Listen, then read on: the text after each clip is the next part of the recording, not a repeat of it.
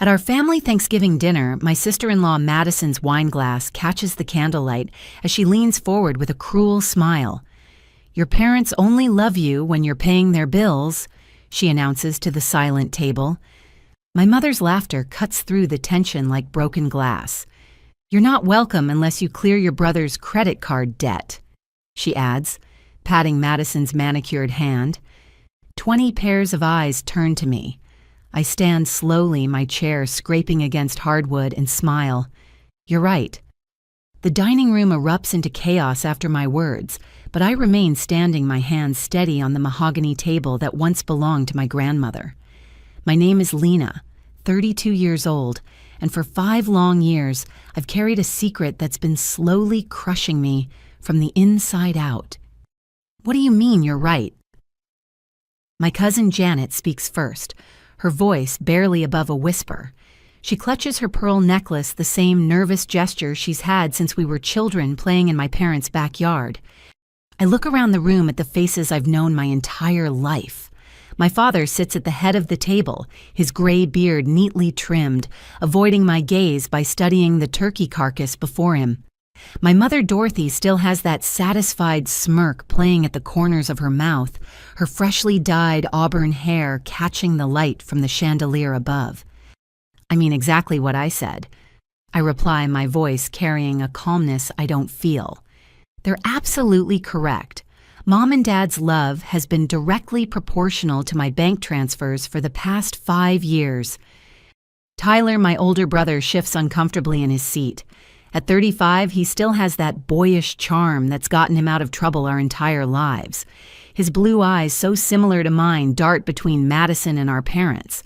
Madison herself looks triumphant, her professionally whitened teeth gleaming as she takes another sip of her Pinot Noir. "Lena, sweetheart."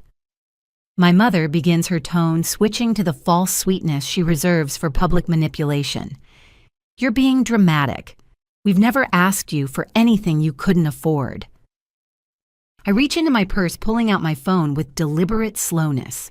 $3,000 a month for 60 months. That's $180,000, not counting the emergency requests. Should I show everyone the bank transfers? My Aunt Patricia gasps from across the table. Uncle Robert nearly chokes on his stuffing. The younger cousins stop their conversations to stare at the unfolding drama. "You make good money at that consulting firm." My father finally speaks, his voice gruff with irritation. "Family helps family. That's how we raised you." "Interesting philosophy, Dad," I respond, scrolling through my phone, especially considering Tyler here makes $30,000 more than I do annually as a software engineer at Morrison Tech. Yet somehow his contribution to your monthly expenses has been exactly $0 and 0 cents. Madison's perfectly sculpted eyebrows rise in practiced surprise. "Tyler and I have our own expenses. We're saving for Benjamin's college fund." She gestures to their 4-year-old son, who's blissfully unaware of the tension playing with his mashed potatoes. "Of course you are," I say, noting the designer watch on her wrist that costs more than 3 months of my parents' mortgage. "And that new BMW X5 in the driveway, also for Benjamin's education." The room falls silent again, but this time it's different. I can feel the shift in energy as family members start to piece together a puzzle they didn't know existed. My phone buzzes with a text, but I ignore it, maintaining eye contact with my mother. "You ungrateful child," she hisses, dropping all pretense of sweetness. "After everything we've done for you." "Everything you've done?" I laugh, but there's no humor in it. "You mean like telling me Dad's business failed when I was 27? Like convincing me that you'd lose the house without my help? Like guilting me every single month about being a good daughter while Tyler lived his best life?" My cousin Marcus, who works in banking, leans forward. "Wait, Lena, are you saying you've been paying their entire mortgage? Mortgage, utilities, insurance, medical bills, groceries, and let's not forget Mom's monthly shopping allowance." I list off on my fingers. "All while being told they're on the verge of bankruptcy." Tyler finally finds his voice. "Lena, you're making it sound like some conspiracy. Mom and Dad needed help. You could afford it." "Could I challenge him. Do you know I've been living in the same one-bedroom apartment for 5 years because I can't save for a house down payment? Do you know I drive a 12-year-old Honda while funding Mom's lease on her Lexus? Madison interjects with her practice therapist voice, though she's actually a lifestyle blogger. Lena, it sounds like you have some resentment issues we should address privately. This isn't the time or place. Oh, but it is. I counter, feeling years of suppressed anger rising to the surface. You see, Madison, when you publicly announce that my parents only love me for my money, you make it exactly the right time and place. My teenage cousin Sophia, always glued to her phone, suddenly speaks up. Aunt Dorothy, is this why you told my mom that Lena was too selfish to have children? Because she said she couldn't afford them. My mother's face flushes red. That's taken out of context. What context? Sophia's mother, my Aunt Linda, demands. You told me Lena was choosing career over family. Meanwhile, she's been supporting your entire household. The facade begins to crumble. I watch as my father's shoulders slump as my mother's perfectly composed expression starts to crack. Tyler loosens his tie, a nervous habit from childhood. There's more, I announce, and the room somehow grows even quieter. Last month, I had coffee with David Chen from Dad's old company. My father's head snaps up, his eyes wide with alarm. Imagine my surprise. I continue, when he told me that Dad didn't just close the business. He was bought out 5 years ago for $250,000. Gasps echo around the table. Forks clatter onto plates. My grandmother's china, passed down through generations, seems to rattle with the shockwaves of revelation. He mentioned how happy he was that Dad had such a nice retirement package. I add, watching the color drain from my father's face. Funny how that retirement package never came up when you were crying about losing everything. You had no right to dig into our finances. My father growls, but his voice lacks conviction. Our finances, I repeat. No, Dad, your finances that I've been funding while you had $250,000 sitting somewhere. My phone buzzes again more insistently. This time I glance at it. It's from Emma Tyler and Madison's teenage daughter from Madison's first marriage, who's spending Thanksgiving with her biological father.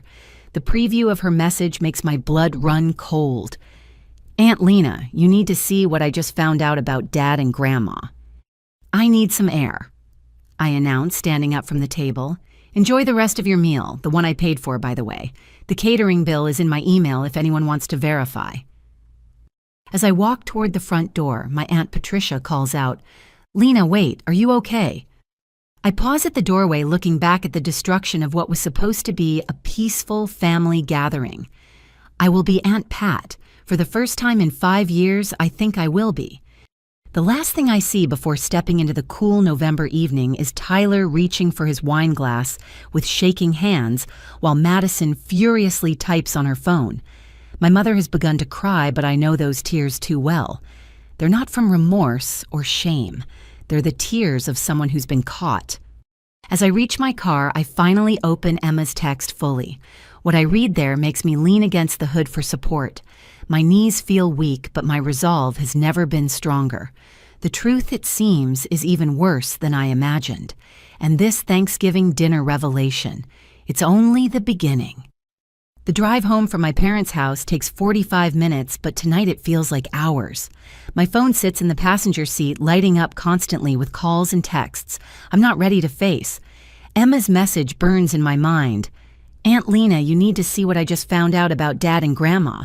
They've been taking money you send and giving it to him. I have screenshots. I pull into my apartment complex just after 9 o'clock. The parking lot is mostly empty, everyone still with their families sharing pie and gratitude. The irony isn't lost on me. I've just blown up Thanksgiving dinner with the truth, and now I'm returning to my modest one-bedroom apartment while my brother lives in a 4,000-square-foot house in Westfield Estates.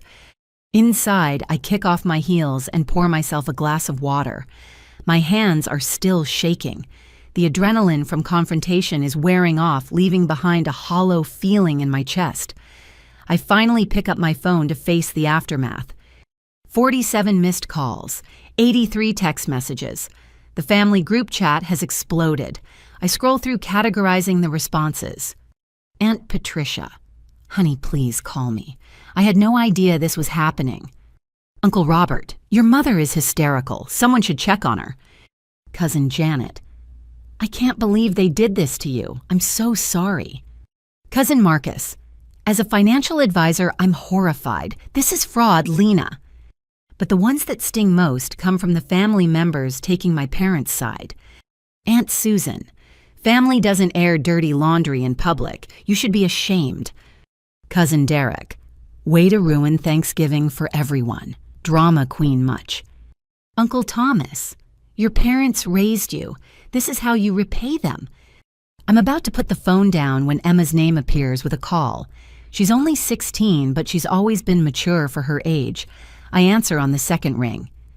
Aunt Lena. Her voice is barely above a whisper. I'm so sorry about what happened. Are you okay? I'm processing, I answer honestly. Where are you calling from? Dad's bathroom. He and Stacy are watching football. I told them I wasn't feeling well. She pauses. Did you see what I sent? I saw your preview message. Something about screenshots. It's worse than just that, Emma says, and I can hear her taking a deep breath. Remember how I helped Grandma set up her new tablet last month? Well, she forgot to log out of her email. I wasn't snooping, I swear, but a notification popped up while I was using it for homework. My stomach tightens. What kind of notification? A bank transfer confirmation from her account to Dad's, $500. So I got curious and looked at the sent folder. Her voice drops even lower. Aunt Lena, they've been transferring half of what you send them to Dad every single month, for years. The room spins slightly. I sit down heavily on my secondhand couch. Are you sure? I took pictures of everything before she noticed the tablet was missing. I'll send them now, but... She hesitates. There's something else. Dad has a serious gambling problem. Mom doesn't know how bad it is. The screenshots start coming through. Each one is like a punch to the gut. Transfer after transfer, month after month. The memo lines are damning. For Tyler, monthly support. Tyler's assistance, helping our son. How do you know about the gambling? I ask, trying to keep my voice steady. I overheard him on the phone with someone named Sal. He owes a lot of money, Aunt Lena. Like scary amount of money. That's why he was so quiet at dinner when you brought up finances. He's desperate. Another wave of texts interrupts our conversation. This time it's from my parents. Mom, you need to send December's payment early. We have Christmas expenses. Dad, your behavior tonight was unacceptable, but we're willing to forgive you if you apologize. Mom, the mortgage company called. Payment is due Monday. The audacity takes my breath away. After everything revealed tonight, they're still demanding money. Emma must hear my sharp intake of breath. They're asking for more money, aren't they? She says quietly. How did you know? Because Dad asked me if I had any birthday money saved. He's never done that before. She pauses. Aunt Lena, I'm scared for him, but I'm also angry. What they've done to you isn't right. Emma, listen to me, I say firmly. None of this is your fault or your responsibility. You're being incredibly brave by telling me. I have more evidence, she continues. Screenshots of Dad's betting apps, his credit card statements, he left on his desk emails about defaulted loans. I documented everything because I knew someday someone would need to know the truth. My phone buzzes with another call. It's my mother. I decline it. You're an amazing young woman, I tell Emma. Can you send me everything I need to figure out what to do next? Already uploading to a secure folder. Aunt Lena. Her voice becomes very small. What's going to happen to our family? It's the question I've been avoiding. I don't know, sweetheart, but whatever happens, you'll always have me. That's a promise. After we hang up, I spend the next 2 hours reviewing Emma's evidence. It's comprehensive and damning. Tyler's gambling debt exceeds $200,000. He's taken out loans in Madison's name without her knowledge. He's maxed out credit cards, emptied his children's college funds, and even sold Madison's grandmother's jewelry, replacing it with fakes. My laptop dings with an email notification. It's from my apartment complex. My lease renewal has been denied due to recent negative credit inquiries. My blood runs cold. I haven't applied for any credit recently. I log into my credit monitoring service, something I've neglected lately because I've been so focused on sending money to my parents. What I see makes me stagger to the bathroom, where I lose what little Thanksgiving dinner I managed to eat. 7 new credit cards opened in my name over the past 6 months, 3 personal loans, a car lease for a vehicle I've never seen, and the worst, a mortgage application for a property I don't recognize with my signature forged as a co-signer. The TV in my living room suddenly seems too loud, even though it's on mute. The walls feel like they're closing in. My safe small apartment no longer feels like a refuge. It feels like a trap. My phone rings again. This time it's a number I don't recognize. Against my better judgment, I answer. Ms. Lena Morrison. The voice is professional, concerned. This is Thomas Bradley from First National Bank's Fraud Department. We've detected some unusual activity on accounts connected to your Social Security number. Are you available to discuss this matter? Yes, I whisper, sinking back onto the couch. I think I've just discovered it myself. I'm sorry to hear that, ma'am. Can you come to our main branch tomorrow morning? Given the holiday weekend, I'm making special arrangements to meet with you. This appears to be a serious case of identity theft. We arrange to meet at 8 in the morning. After hanging up, I sit in the darkness of my apartment, not bothering to turn on the lights. The city lights twinkle through my window, other people living their lives unaware that mine is crumbling. Another text from Emma appears. Aunt Lena, I forgot to mention. I saw Grandma at the bank with Dad last Tuesday. They had a lot of papers. The bank lady looked uncomfortable. I think they were trying to get another loan. The pieces start falling into place. The sudden increase in my parents' financial needs, their insistence on early payments, Tyler's desperation at dinner. They're all connected, and I'm the common denominator. The family ATM they've been draining dry while planning to empty completely. I finally turn on a lamp and grab a notebook. If they want to play this game, I need to be prepared.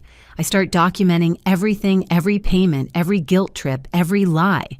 4 hours later, as November 24th becomes November 25th, I have 23 pages of notes and a folder full of bank statements. The last text of the night comes from Madison. You've upset everyone with your theatrics. I hope you're satisfied. Tyler is having a panic attack. As a family, we should support each other, not tear each other down. Your jealousy of our success is showing. I almost laugh at the irony. Success built on my stolen identity and financial sacrifice. Success funded by fraud and gambling debt. Success that's about to come crashing down. Tomorrow I'll go to the bank. Tomorrow I'll start the process of reclaiming my life. But tonight, in the quiet of my small apartment, I allow myself to feel the full weight of the betrayal. My family hasn't just taken my money. They've stolen my future, my credit, my ability to trust. And somewhere across town, my brother is having a panic attack, not because he hurt me, but because his con game is over. The house of cards is falling, and this time I won't be the one paying to rebuild it. The First National Bank building stands like a glass and steel monument to financial security in downtown Indianapolis. I arrive at 7:45, 15 minutes early for my meeting with Thomas Bradley. My hands shake as I grip the folder containing my documentation. I've had 3 hours of sleep sustained only by coffee and the burning need for answers. Thomas Bradley isn't what I expected from a fraud investigator. He's younger, maybe early 40s, with kind brown eyes behind wire-rimmed glasses. His handshake is firm but gentle as he leads me to a private office. Ms. Morrison, I appreciate you coming in so quickly. He begins settling behind his desk. I've pulled some preliminary reports. What I'm seeing is concerning. How bad is it? I ask, though part of me doesn't want to know. He turns his computer monitor toward me. 7 credit cards totaling $95,000 in available credit, $62,000 already spent. 3 personal loans totaling $45,000. A car lease for a 2024 Mercedes-Benz GLE. Each line item feels like another nail in a coffin I didn't know was being built. I didn't apply for any of these. I believe you, Thomas says, pulling out additional paperwork. The applications all originated from IP addresses in this area, but the spending patterns don't match your historical behavior. Multiple luxury purchases, cash advances, gambling websites. Gambling websites. My throat feels dry. Significant amounts. Someone's been using these cards at online casinos, sports betting platforms, and poker sites. He pauses, studying my face. Ms. Morrison, do you have any idea who might have access to your personal information? My family. I whisper then stronger. My parents and brother. I've been supporting them financially for years. His expression shifts from professional concern to something deeper. I see. And this mortgage application, he slides a paper across the desk. It's for a property at 4721 Maple Grove Lane. The purchase price is $450,000. My signature is at the bottom, but it's not my handwriting. It's close practiced, but not mine. I've never seen this address, I say, photographing it with my phone. I live in a one-bedroom apartment on the east side. The application was submitted in person at our Westfield branch. We have security footage. He clicks through files on his computer. Tuesday, November 19th, 2:47 p.m.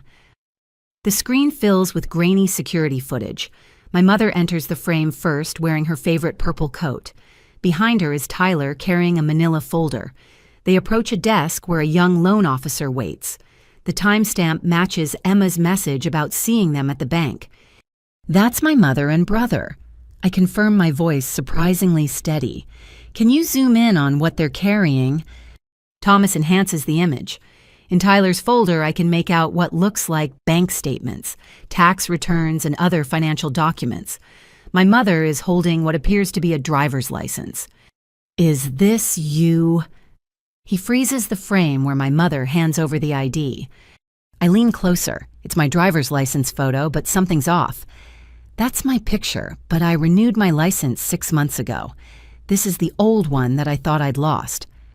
They've been planning this for a while, Thomas says gently.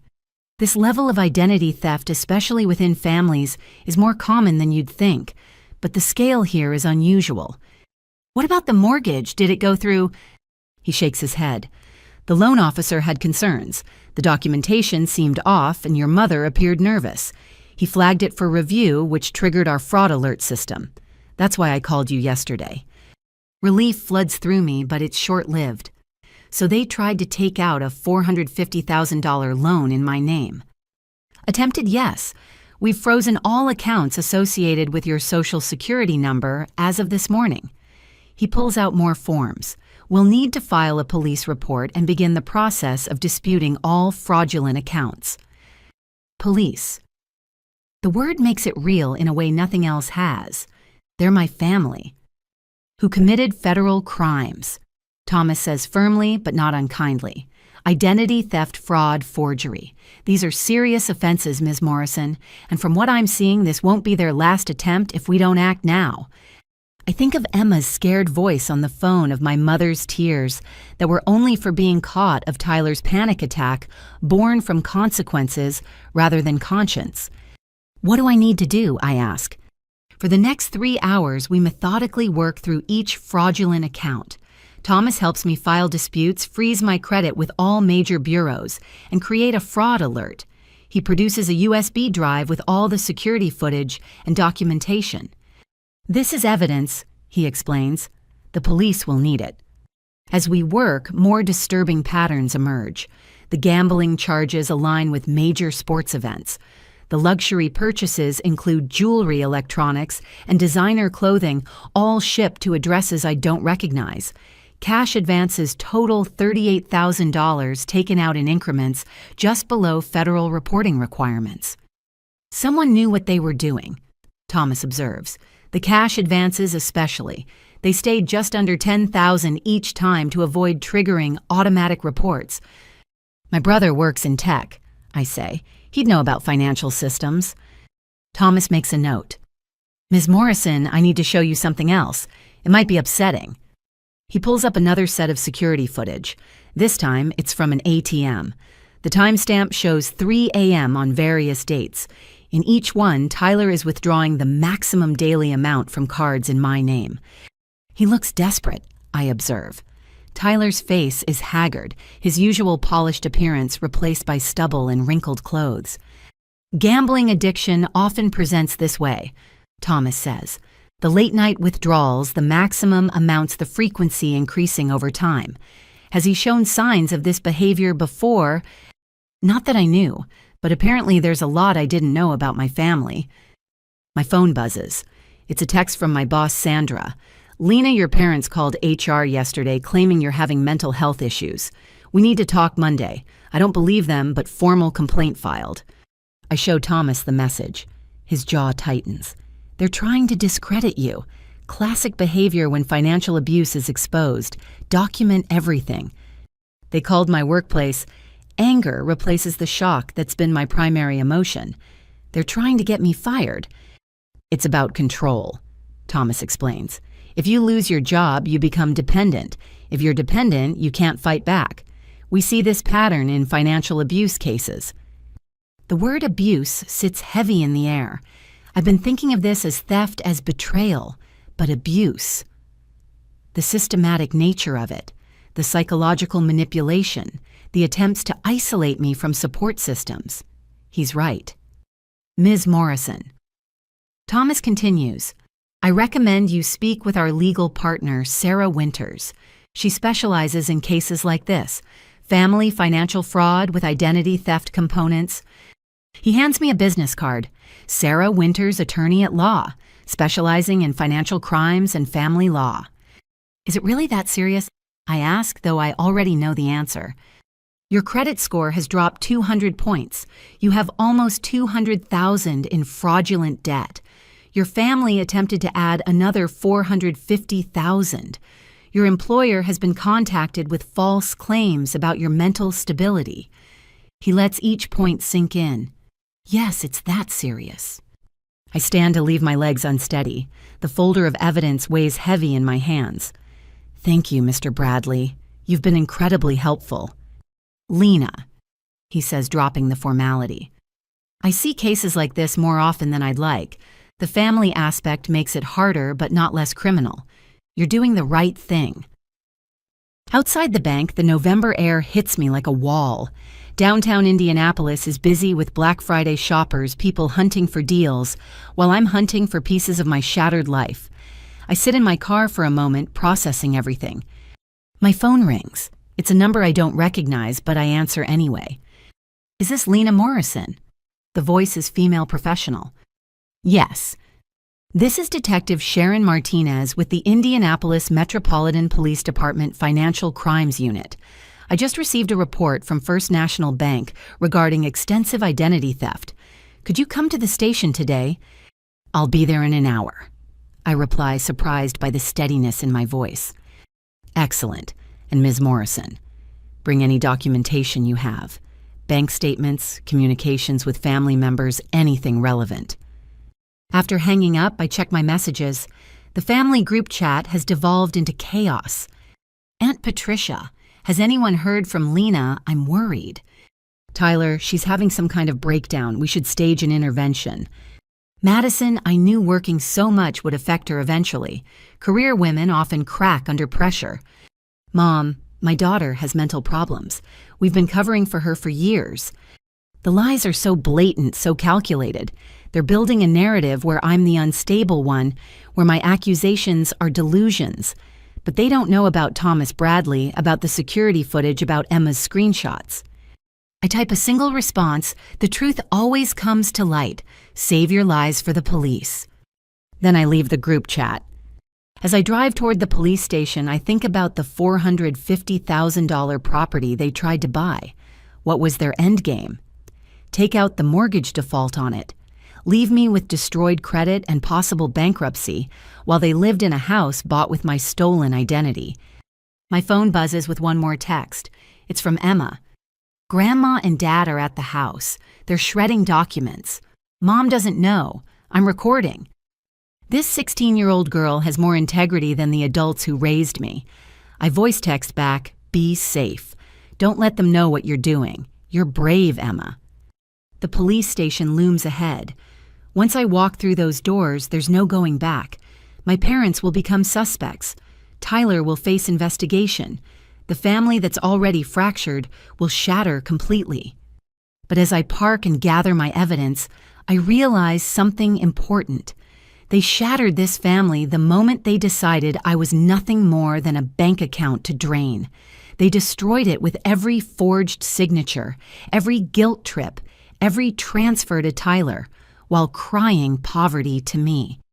I'm not breaking the family. I'm refusing to let them break me. With that thought, I walk through the station doors ready to tell the truth, the whole truth, and nothing but the truth, even if it means watching the people I love face the consequences they've earned. 3 days after filing the police report, I call a family meeting. Not at my parents' house, where they control the environment, but at a neutral location, the conference room at the Marriott downtown. I pay for the space myself, wanting no obligations or guilt trips attached to this confrontation. I arrived 30 minutes early to set up. My lawyer, Sarah Winters, offered to attend, but I need to do this myself. I arrange chairs around the conference table, place water bottles at each seat, and connect my laptop to the projection system. The evidence Emma sent fills several folders on my desktop waiting. Sarah did give me one piece of advice. Record everything. Indiana is a one-party consent state. You have every right to document this meeting. The small digital recorder sits in my jacket pocket, already running. My Aunt Patricia arrives first, as I knew she would. Her warm embrace nearly breaks my resolve. "Honey, I've been sick with worry," she says, studying my face. "You look exhausted." "I haven't been sleeping much," I admit. "Did you know Aunt Pat any of it?" Her eyes fill with tears. "I suspected something was wrong. Your mom always cried poverty but had new clothes. Tyler complained about money but drove expensive cars. But I never imagined—" "None of us did," I assure her, squeezing her hand. Others trickle in over the next 20 minutes. Uncle Robert and Aunt Linda, cousins Marcus and Janet, even Great-Aunt Helen, who drove 2 hours from Fort Wayne. The family members who took my parents' side noticeably absent, including Uncle Thomas and Cousin Derek. At exactly 2 o'clock, my parents enter with Tyler and Madison. My mother wears her church outfit, a calculated choice to appear respectable and wronged. My father has his stern patriarch expression fixed in place. Tyler looks haggard, dark circles under his eyes, while Madison appears camera-ready, as always, though her designer handbag is a style from 3 seasons ago. "This is ridiculous," my father announces before even sitting, calling meetings like we're some corporation. "Family doesn't behave this way." "Family doesn't commit fraud either, yet here we are," I respond, standing at the head of the table. "Lena, sweetheart." My mother begins, but I hold up my hand. "Save the manipulation. Everyone here deserves the truth, the whole truth." I click to the first slide on my presentation. For the past 5 years, I've given our parents $180,000. They told me Dad's business failed, they were facing foreclosure, and had no money for basic expenses. Gasps ripple through the room as I display bank transfers, each one annotated with the supposed crisis it addressed. "That's family business," Tyler objects. "You have no right." "I have every right," I interrupt, "especially since you've been receiving half of that money every month while contributing nothing yourself." The room erupts. Aunt Patricia demands answers. Uncle Robert slams his hand on the table. Through it all, my parents maintain their injured act while Madison types furiously on her phone. "Everyone, please," I call out, clicking to the next slide. It gets worse. Emma's screenshots fill the screen. Transfer after transfer from my mother's account to Tyler's, each one dated within days of my payments arriving. "Where did you get these?" My mother's voice rises in pitch. "This is private." "Your granddaughter provided them," I say, watching Madison's face go white. "Emma discovered the truth and had the courage to share it." "That little brat," Madison hisses. "She had no business." "She had every business protecting someone she loves from continued theft. Cousin Marcus interjects. This is embezzlement, plain and simple. I click again. Tyler's gambling debts appear documented through Emma's photos of betting apps and collection notices. $200,000 in gambling debt, I announce, funded by the money meant for our parents' survival, money I sacrificed my own future to provide. Tyler shoots to his feet. You don't understand the pressure I'm under. The expectations, Madison wants a certain lifestyle, Benjamin needs the best schools, Emma's activities cost a fortune. So you gambled away my money, I ask quietly. You stole from our parents' support to feed your addiction. It's not addiction, he shouts. I had a system I was going to win it back. Classic gambler's fallacy, Aunt Helen observes dryly. I've seen it destroy better men than you, Tyler. Madison stands grabbing her purse. This is character assassination. We don't have to listen to this. Sit down. I command with an authority I didn't know I possessed. We're not done. Something in my voice makes her comply. I click to the most damning evidence. This is security footage from First National Bank, Tuesday, November 19th. The grainy video plays showing my mother and Tyler attempting to forge my signature on a mortgage application. The room falls completely silent. On screen, my mother hands over my old driver's license, while Tyler pushes papers across to the loan officer. They tried to take out a $450,000 mortgage in my name, I explain, added to the $180,000 in credit cards and loans they'd already opened fraudulently. Oh my God, Aunt Linda breathes. Dorothy, how could you? My mother's composure finally cracks. We were desperate. Do you know what it's like to pretend everything's fine when you're drowning, to watch your son struggle while your daughter hoards money? Hoards money. I laugh bitterly. I live in a one-bedroom apartment. I drive a 12-year-old car. I haven't taken a vacation in 5 years. Meanwhile, you have a Lexus and a secret $250,000 from Dad's business sale. Another explosion of shock. This time my father speaks. How do you know about that? His voice is dangerous, the tone that used to scare me as a child. David Chen told me, I reply calmly. Imagine his surprise when he learned you'd been claiming poverty while sitting on $250,000. That money is none of your business, my father growls. It became my business when you made me your personal ATM while hiding your own assets. I shoot back. Tyler tries a different tactic. Lena, we're family. We can work this out privately. No need for all this drama. Drama. I click to the next slide. This is the email your mother sent to my HR department claiming I'm mentally unstable. She tried to get me fired. I display the email obtained through my boss, who was disgusted by the attempt. It details supposed concerning behaviors, claims I've been acting, erratically suggests I need psychological intervention. That was for your own good, my mother insists. You've been under so much stress. Stress you caused. I slam my hand on the table, finally letting anger show. You've stolen my money, destroyed my credit, attempted major fraud, and tried to sabotage my career. Then you have the audacity to claim I'm the problem. She's right. A quiet voice speaks from the doorway. Everyone turns to see Emma standing there, her father, Madison's ex-husband, behind her. Emma! Madison shrieks. What are you doing here? You're supposed to be with your father. I am with my father, Emma says calmly, and he knows everything. I told him about the gambling, the theft, the fraud. He's filing for full custody. Madison lunges toward her daughter, but her ex-husband James steps between them. Don't, he warns. Emma's shown me everything. The credit cards you didn't know Tyler opened in your name too, the loans against your car, the fact that he sold your grandmother's real jewelry and replaced it with fakes. Madison staggers back. What? Did you really think I wouldn't notice, Mom? Emma asks sadly. Grandma Morrison's emerald ring, it's glass now. Her pearl necklace, fake. Tyler sold them 6 months ago to cover gambling debts. Tyler. Madison turns to her husband, her perfect facade crumbling. Is this true? His silence is answer enough. I have the pawn shop receipts. Emma adds, pulling out her phone. $47,000 worth of your jewelry, Mom, gone. The room watches Madison process this betrayal. The woman who started this meeting so smug now looks shattered. You stole from me, too. Her voice is barely a whisper. I was gonna buy it back, Tyler mumbles, when I won big. The same excuse you used for stealing from Lena, Marcus observes. Classic addict behavior. Stop calling me an addict, Tyler shouts.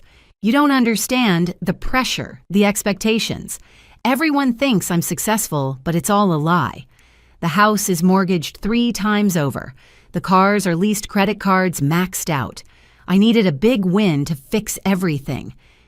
So you decided to destroy your sister's life to fund your delusions, Uncle Robert asks disgustedly. My mother tries one last manipulation. Lena, please. We made mistakes, but we're family. Family forgives. I stand gathering my laptop and materials. Family doesn't systematically destroy each other. Family doesn't steal identities, forge signatures, or attempt to ruin careers. Where are you going? My father demands. To meet with Detective Martinez. She's expecting an update after this meeting. I pause at the door. You have 48 hours to get attorneys. The fraud charges will be filed Monday morning. You'd send your own parents to jail. My mother's voice cracks. I'm not sending you anywhere. You sent yourselves the moment you decided I was nothing more than a resource to exploit. I look around the room at my extended family. I'm sorry you all had to witness this, but you deserved the truth. Aunt Patricia stands. We're with you, Lena. This is criminal and they need to face consequences. Uncle Robert nods. I'll testify if needed. This is unconscionable. One by one, most of the family members voice their support. My parents sit isolated at their end of the table, their lifetime of manipulation finally exposed. Tyler. Madison says quietly, I want a divorce, and I want you out of the house tonight. Baby, please, he starts. Don't, just don't. She turns to me. Lena, I owe you an apology. I was horrible at Thanksgiving. I didn't know. But you suspected, I reply. You knew something wasn't right with the money and you chose to look away as long as you benefited. She nods, tears ruining her perfect makeup. You're right.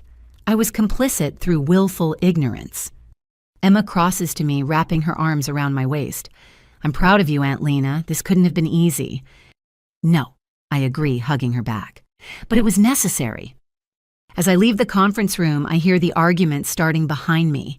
Accusations, flying alliances, shifting the family structure forever altered.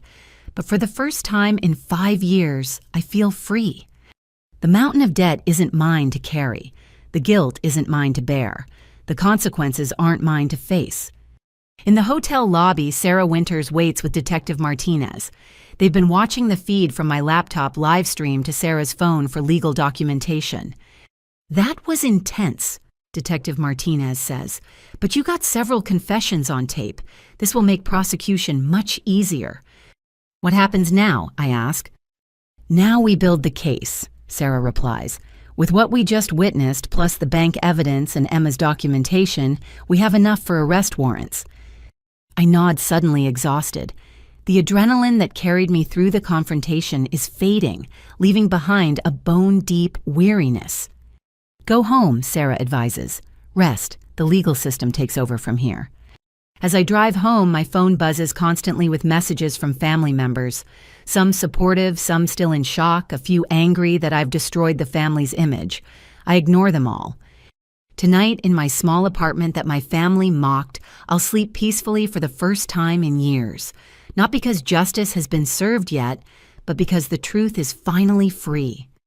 And sometimes the truth is the sharpest weapon of all. Monday morning arrives with the kind of crisp clarity that makes everything feel more real. I'm sitting in Sarah Winters' law office by 7:30 watching the sun paint downtown Indianapolis in shades of gold and amber. Her office occupies the 20th floor of the Merchants Bank building, all clean lines and professional authority. Sarah herself is nothing like I expected when Thomas Bradley first recommended her.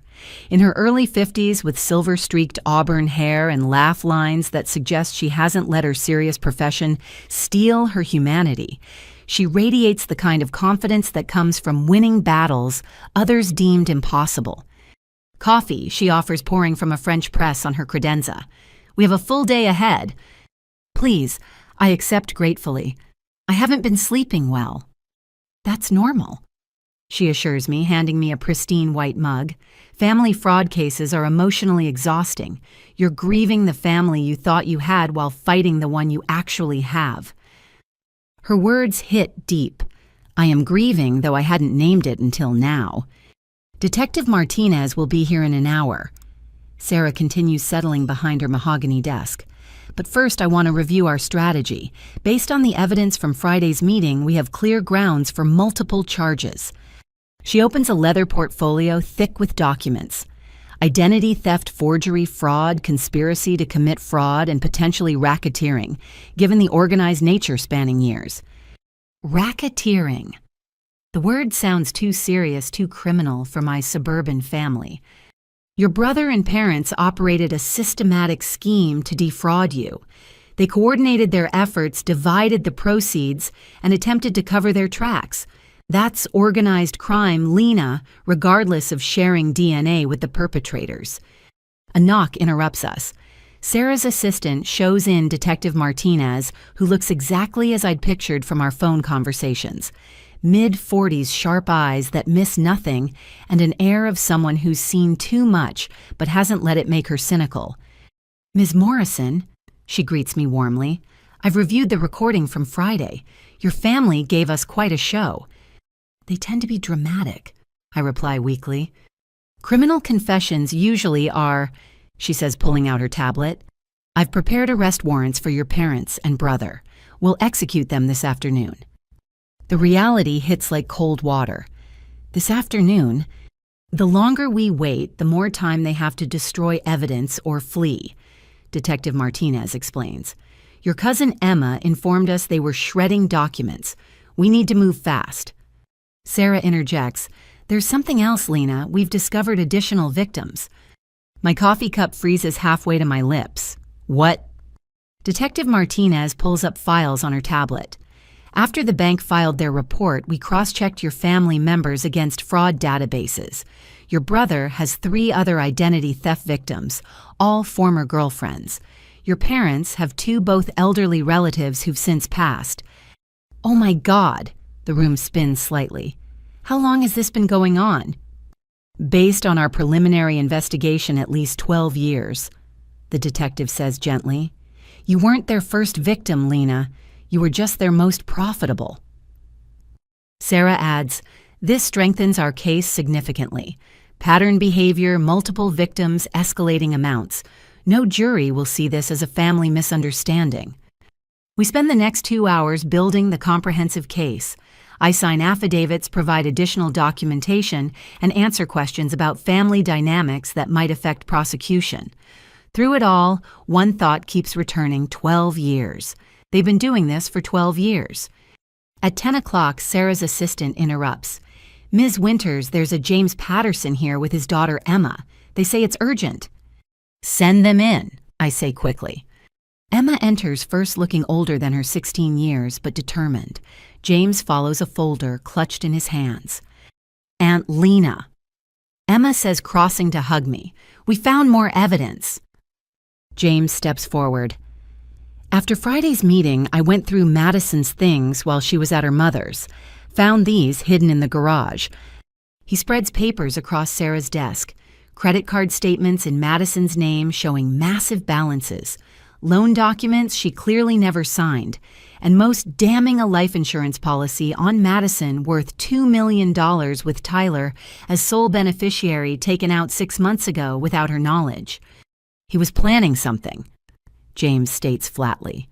You don't secretly insure your wife for $2 million unless you're planning something. Detective Martinez immediately photographs each document. This changes things. We need to add additional charges and possibly involve federal authorities. Federal? I ask. Crossing state lines with fraud using postal service for fraudulent insurance applications, and the amount exceeds federal thresholds. She explains. The FBI will want this case. Sarah's already on her phone. I have contacts at the bureau. Let me make some calls. While she steps into her private conference room, Emma shows me something on her phone. I've been monitoring Dad's social media and email. He's been talking to someone named Sal constantly. Look at these messages. The texts are barely veiled threats. Sal wants his money. Tyler promises he'll have it soon. The amounts mentioned make my stomach turn $300,000 with interest climbing daily. These aren't legitimate creditors, Detective Martinez observes. This is organized crime territory. Your brother's in deep with dangerous people. Which explains the desperation, James adds. The house of cards isn't just falling, it's being demolished by people who don't accept bankruptcy as payment. Sarah returns her expression grim. FBI's interested. They're sending agents this afternoon. Lena, this is bigger than family fraud now. Your brother's connected to an interstate gambling ring they've been investigating. I just wanted them to stop stealing from me, I say, feeling overwhelmed. Now it's federal crimes and organized crime connections. You uncovered a thread, Detective Martinez says. We're just following where it leads. My phone rings. It's my boss, Sandra. Lena, I'm sorry to call during your personal time, but your mother's here. She's in the lobby making a scene demanding to see you, claiming you're having a mental health crisis. I'm not at the office, I tell her. I'm with my attorney. Thank God, Sandra sighs. Security's handling it, but she's saying she'll call every client, every board member until you speak with her. Sarah takes my phone. This is Sarah Winters, Ms. Morrison's attorney. Please have security document everything your visitor says and does. If she refuses to leave, call the police. She's about to be arrested on federal fraud charges, and this harassment will be added to the list. She hands back my phone. Sandra sounds relieved but shocked. Federal fraud, Lena. What's happening? My family's been stealing my identity for years. It's complicated. Can we meet tomorrow? I'll explain everything. Of course. Take all the time you need. And Lena, I never believed their calls about your mental state. Your work's been impeccable despite whatever you're dealing with. After hanging up, I realize I'm crying. Not from sadness, but from relief that someone sees through the gaslighting. They're trying to destroy your credibility before arrests, Sarah observes. Classic move, but poorly executed. Her showing up at your workplace while we're filing charges actually helps our case. Detective Martinez's phone buzzes. She checks it and nods to Sarah. Warrants are signed. We move at 2 p.m. Lena, you should be somewhere public with witnesses when it happens. Any retaliation attempts need documentation. I'll take her to lunch, Sarah offers. Very public, very visible. Emma speaks up. Can I stay with Aunt Lena today? I don't want to be home when they arrest Dad. Of course, I say immediately. James. Already arranged. Emma's staying with my sister tonight. I'm meeting with my lawyer about custody modification given Tyler's criminal activities. We spend another hour coordinating. The FBI agents arrive, 2 professionals who take copies of everything and ask probing questions about Tyler's gambling connections. They seem particularly interested in Sal and show me photos of known associates. I've never seen any of these people, I tell them honestly. Good, one agent says.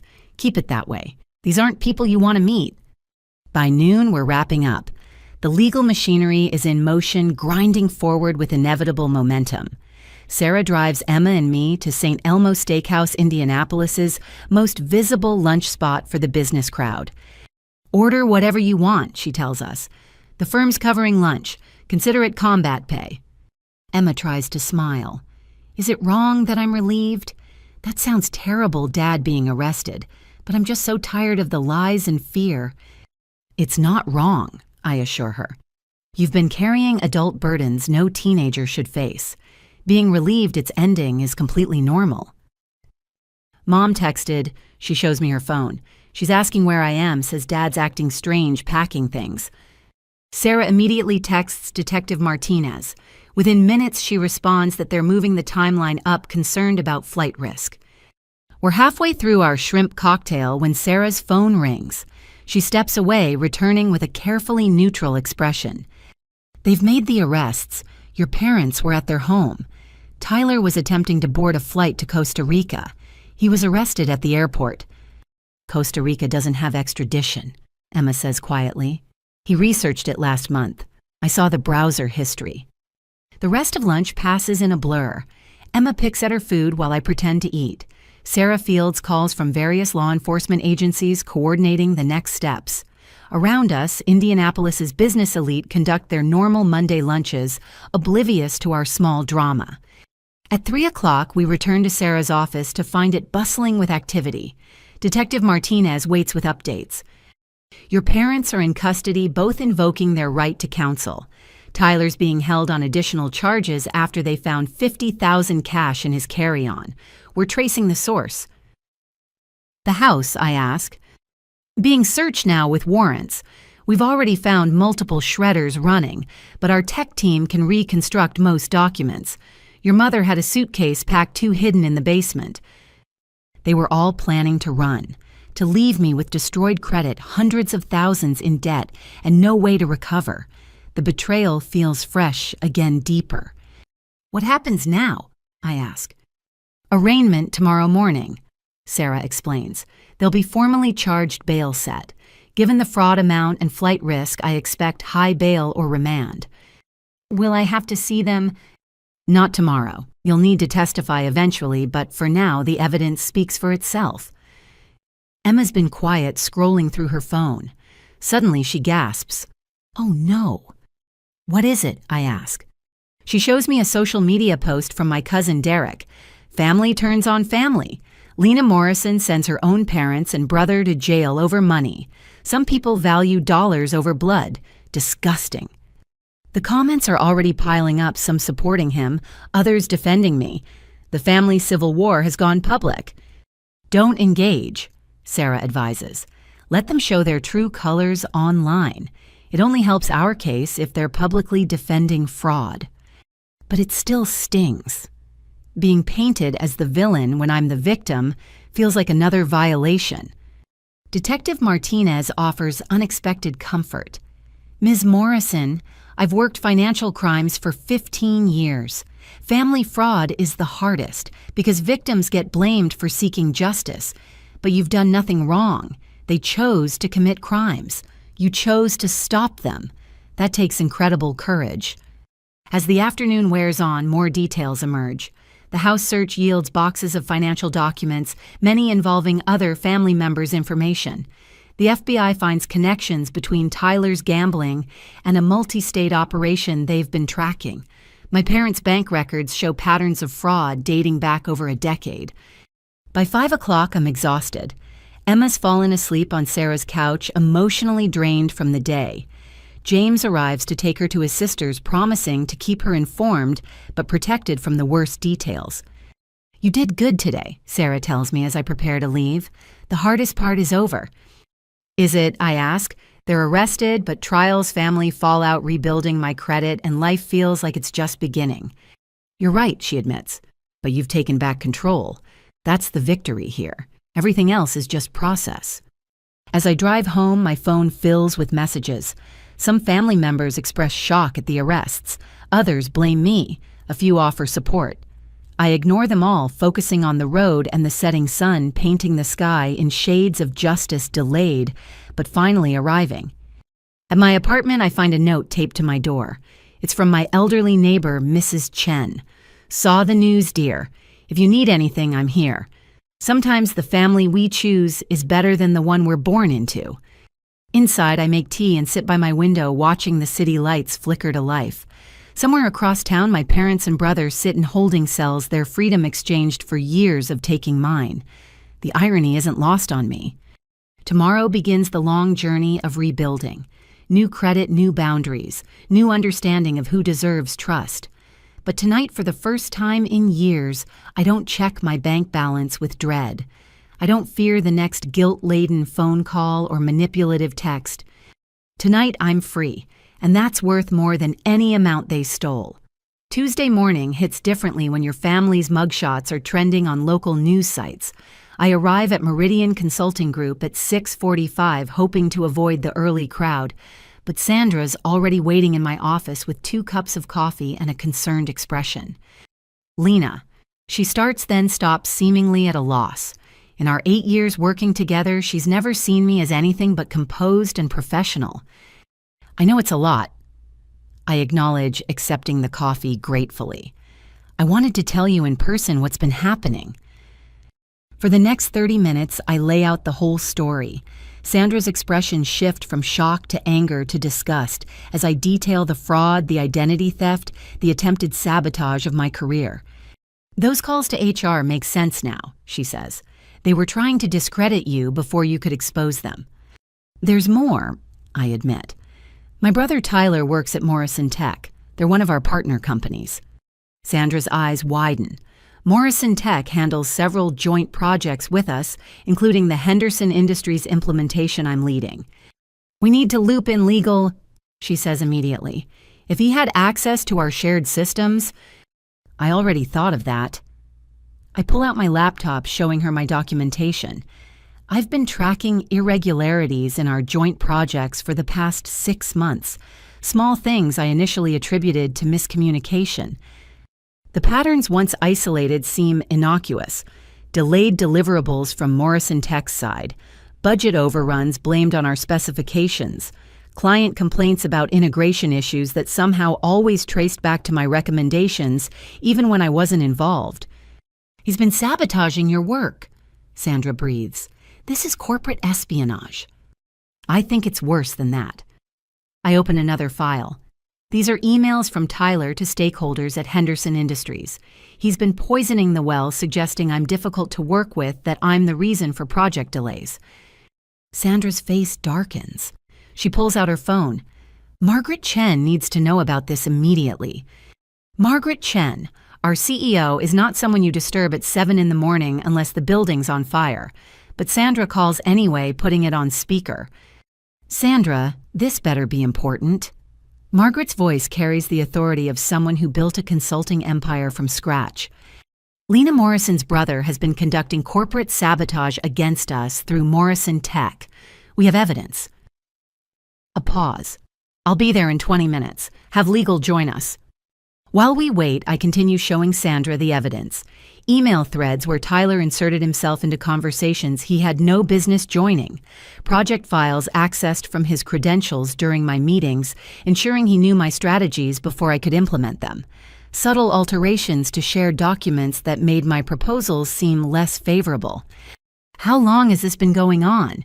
Sandra asks. Based on the access logs, about 8 months, right around when I started limiting financial support to my parents.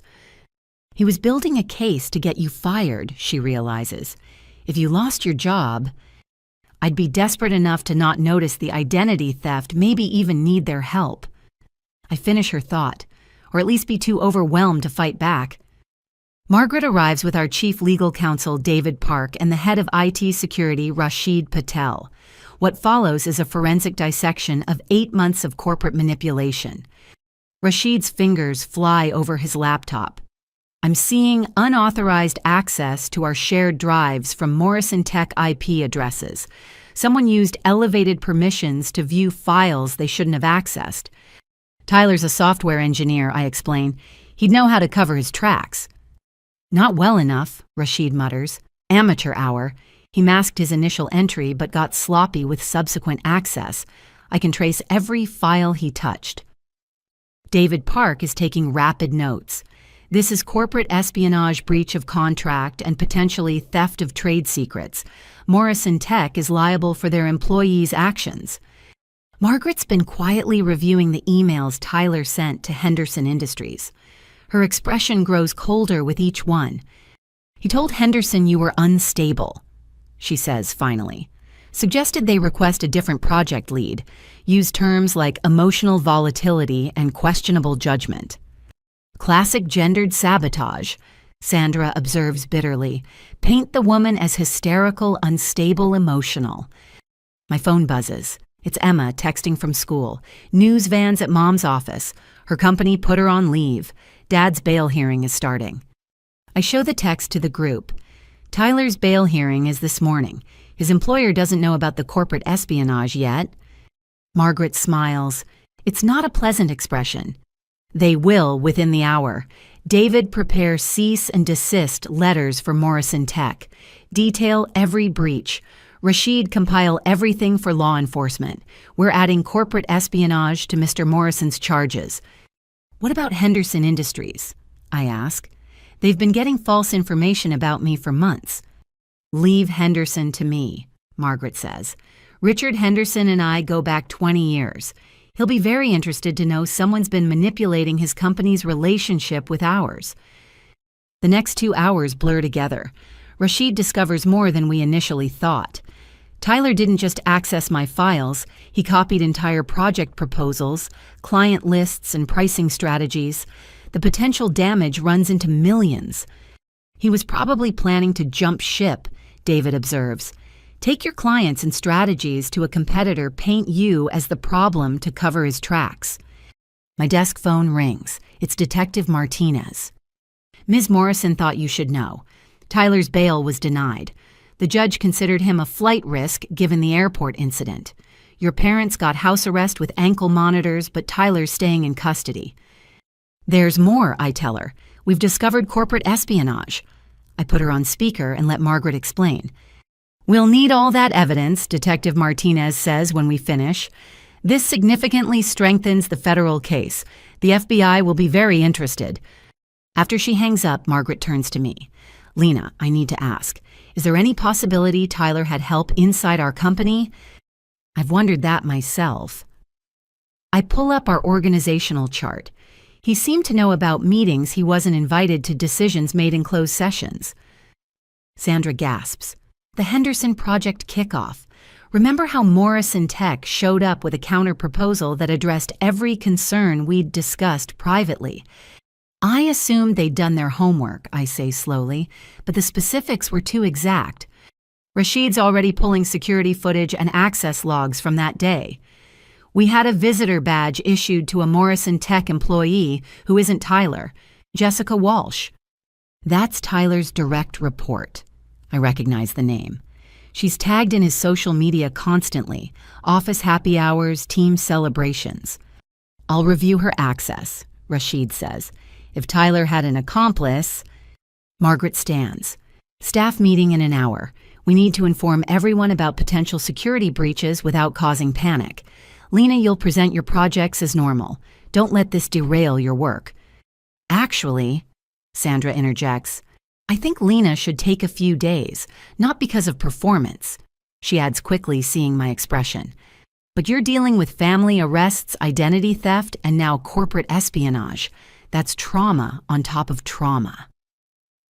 I need to work, I protest. If I stop moving, I'll fall apart. Then work from home, Margaret compromises. Full access, full pay, but away from potential drama if reporters show up. This story's gaining traction. She's right. My phone's been buzzing with calls from unknown numbers all morning.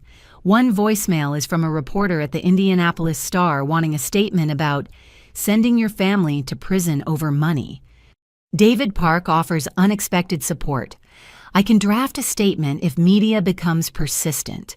Make it clear you're a victim of serious crimes, not a vindictive family member.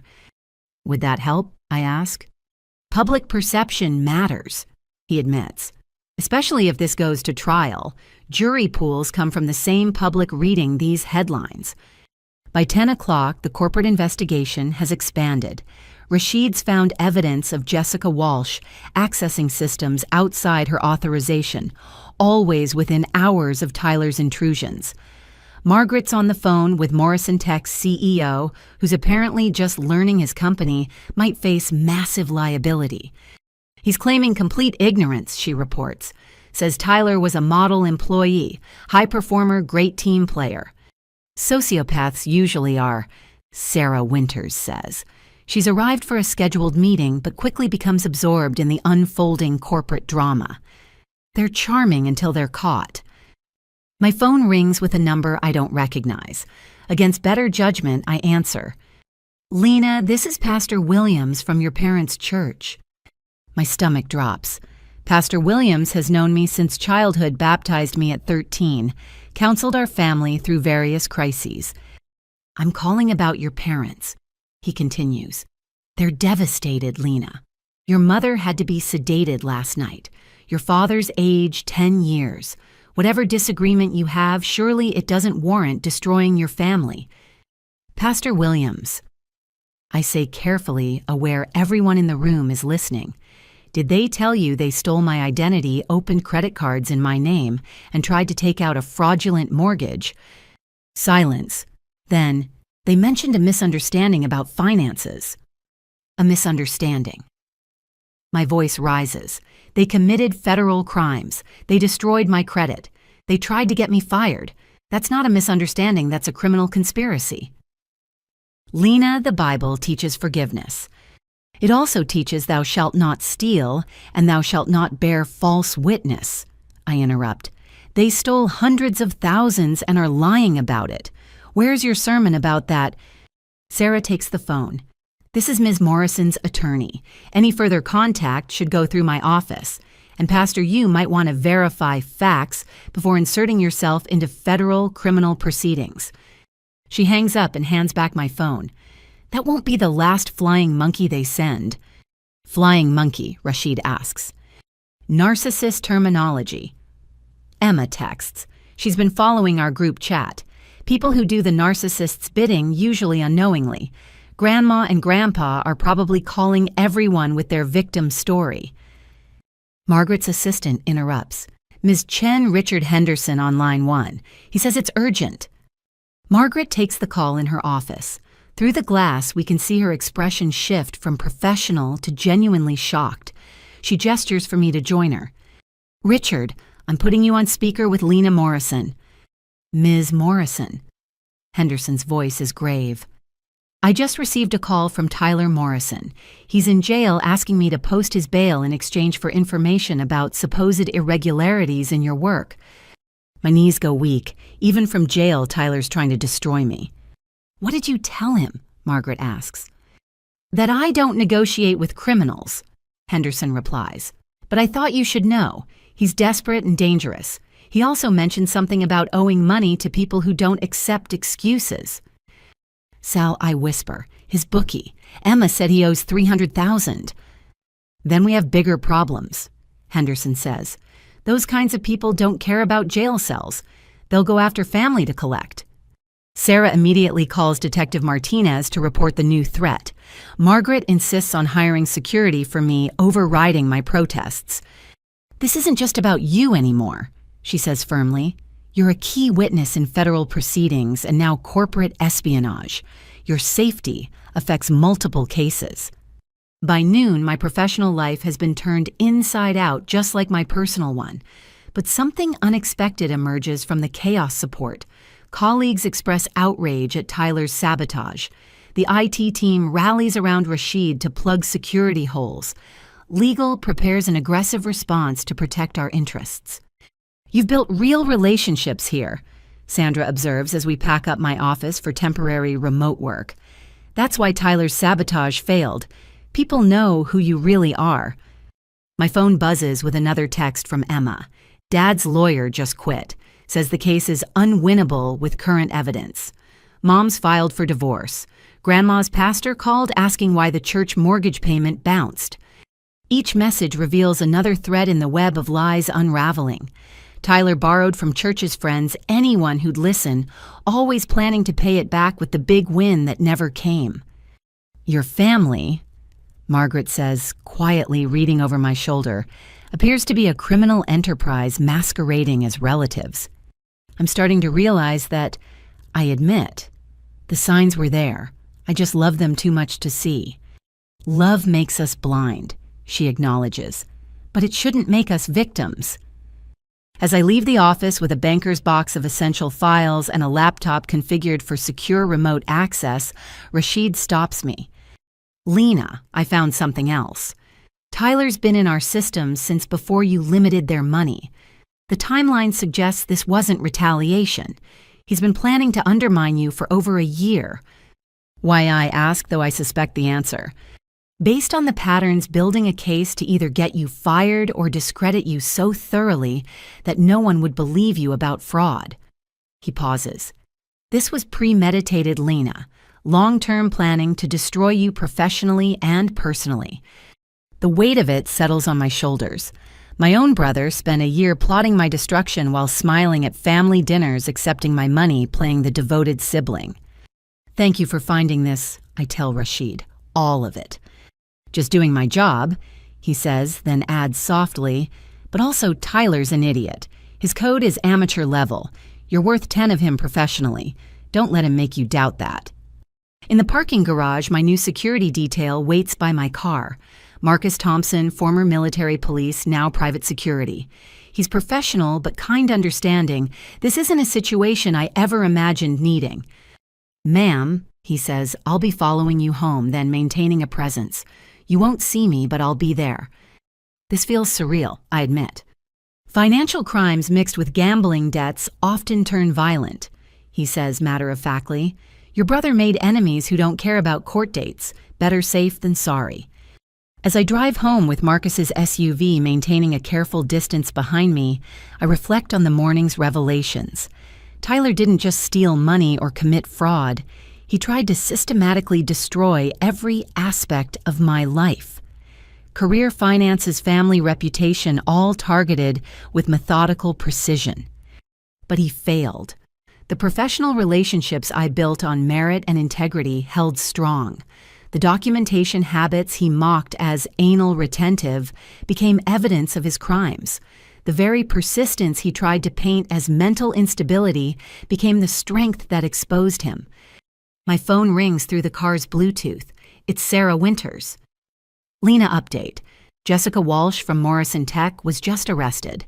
She confessed to helping Tyler in exchange for promises of a better position when he started his own company with stolen clients. He was planning to start his own company. With your clients, your strategies, and your reputation destroyed so thoroughly, no one would believe you when you claimed theft. Sarah pauses. This wasn't just fraud, Lena.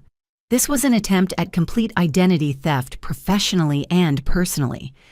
I pull into my apartment complex, noticing Marcus positioning his vehicle with clear sightlines to my building. The weight of everything crashes down. My brother didn't just want my money, he wanted my life, my career, everything I'd built through honest work and sacrifice. You still there? Sarah asks. Yeah, I manage, just processing the scope of betrayal. Process it, she advises. Feel it, then channel it into ensuring they face justice. Your testimony will be crucial. Inside my apartment, I lock the door and lean against it. Safe for now, but knowing Tyler's reach extends beyond jail cells, that his debts to dangerous people make me a target by proxy. My laptop chimes with an encrypted message from Margaret. Henderson reviewed the real project files. Impressed by your actual work versus Tyler's fabrications. Wants to expand our contract. Your integrity in this situation has actually strengthened our business relationship. It's a small victory in an ocean of chaos, but I'll take it. Tyler tried to destroy my professional life and instead revealed its strong foundations. He tried to isolate me and instead showed me who truly has my back. Tomorrow, I'll work from home building cases, both legal and professional. But tonight, I deadbolt my door grateful for Marcus's presence outside and try not to think about what desperate people do when their schemes collapse. The workplace conspiracy failed, but I know this isn't over. Tyler's web extends beyond family fraud and corporate espionage. Somewhere in Indianapolis, dangerous people are calculating how to recover their money. And I'm the only one left with any assets to claim. Wednesday afternoon. I'm deep in project documentation when my phone rings with a number I don't recognize. I almost don't answer. Reporters have been relentless. But something makes me pick up. Lena, this is your Aunt Patricia, not your mother's sister, Patricia, your father's estranged sister, Patricia Chen. I nearly dropped the phone. Aunt Patricia hasn't been mentioned in our family for 15 years, not since the explosive fight at Grandma Morrison's funeral that led to her complete exile from the family. I know this is unexpected. She continues, her voice carrying a slight accent from years living in Singapore. but I've been following the news about your parents and Tyler. There are things you need to know, things about your grandmother's estate. Grandma Morrison. My voice sounds strange to my own ears. She died when I was 17. The estate was settled years ago. That's what they told you, Patricia says carefully. Can we meet? I'm in Indianapolis for the next 48 hours specifically to see you. I have documents you need to see. Every instinct screams caution, but something in her voice, perhaps the careful way she phrases things, like someone who's been burned by family before, makes me agree. We arrange to meet at the Alexander Hotel downtown, public and safe. I call Sarah Winters immediately. My estranged aunt just contacted me about my grandmother's estate. This feels like another shoe dropping. Take Marcus with you, Sarah advises, and record everything. At this point, assume every family interaction has legal implications. 2 hours later, I'm sitting across from Aunt Patricia in the hotel's conservatory. She looks like a softer version of my father, the same sharp cheekbones, but with warmth in her eyes he's never possessed. Marcus sits 2 tables away pretending to read a newspaper. You look like her, Patricia says, studying my face. Your grandmother. Same determined chin, same eyes that see too much. I'd barely remember her clearly, I admit. Just impressions. She always smelled like lavender and gave the best hugs. She loved you fiercely. Patricia's eyes missed, which is why what I'm about to tell you will hurt. She pulls out a leather portfolio, aged and official looking. Your grandmother didn't just leave the small inheritance your parents claimed. She left a substantial estate in trust specifically designed to prevent your parents from accessing it. My hands shake as I open the portfolio. Legal documents, bank statements, property deeds. The numbers make no sense. They're too large, too significant. This says she left me. I can't finish the sentence. $400,000 in cash, her house on Meridian Street, and a 60% stake in Morrison Imports. Patricia confirms. The company your parents told you went bankrupt. It's been operating profitably for the past 15 years. Your cousin Daniel, my son, has been managing it from Singapore. The room tilts. I grip the table for stability. But Dad said the company failed, that Grandma died broke. That's why we couldn't afford college without loans. Your grandmother knew exactly who your father was, Patricia says gently. She structured the trust to protect you and Tyler from your parents' greed. The trustee was supposed to inform you on your 25th birthday. I'm 32, I state numbly. No one ever contacted me. Because the trustee was your father's lawyer friend, Robert Steinberg. They've been hiding the trust and collecting management fees while telling you nothing existed. I flip through pages of bank statements showing quarterly dividends deposited into an account I've never seen. Annual reports from Morrison Imports showing steady growth. Property tax records for a house I supposedly own but have never visited. This is why you fought at the funeral, I realize. You knew what they were planning. Patricia nods. I tried to get guardianship of the trust, but your parents had already poisoned the family against me. Called me a gold digger trying to steal from grieving children. The judge sided with them, appointing their chosen trustee. How much? I swallow hard. How much have they stolen?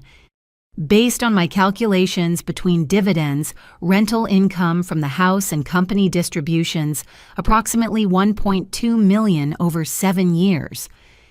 The number is so large it doesn't feel real. While I've been living in a 1-bedroom apartment, sacrificing everything to send them $3,000 monthly, they've been sitting on $1 million of my money. Why didn't you contact me sooner? I ask, anger starting to burn through shock. I tried. Patricia pulls out printed emails. Every attempt was blocked. Your parents threatened legal action for harassment. They told the rest of the family I was mentally unstable, obsessed with money that didn't exist. I had to wait until you were free from their influence. The arrest gave you an opening, I understand. More than that, she says. Robert Steinberg is representing your parents in the fraud case. That creates a conflict of interest that voids his trusteeship. I've already filed emergency papers to have the trust transferred to an independent fiduciary. My phone buzzes with a text from Sarah.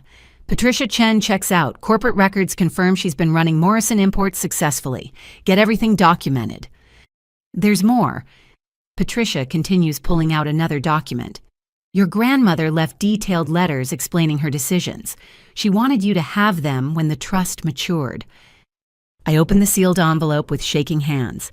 My grandmother's precise handwriting fills pages of cream stationery.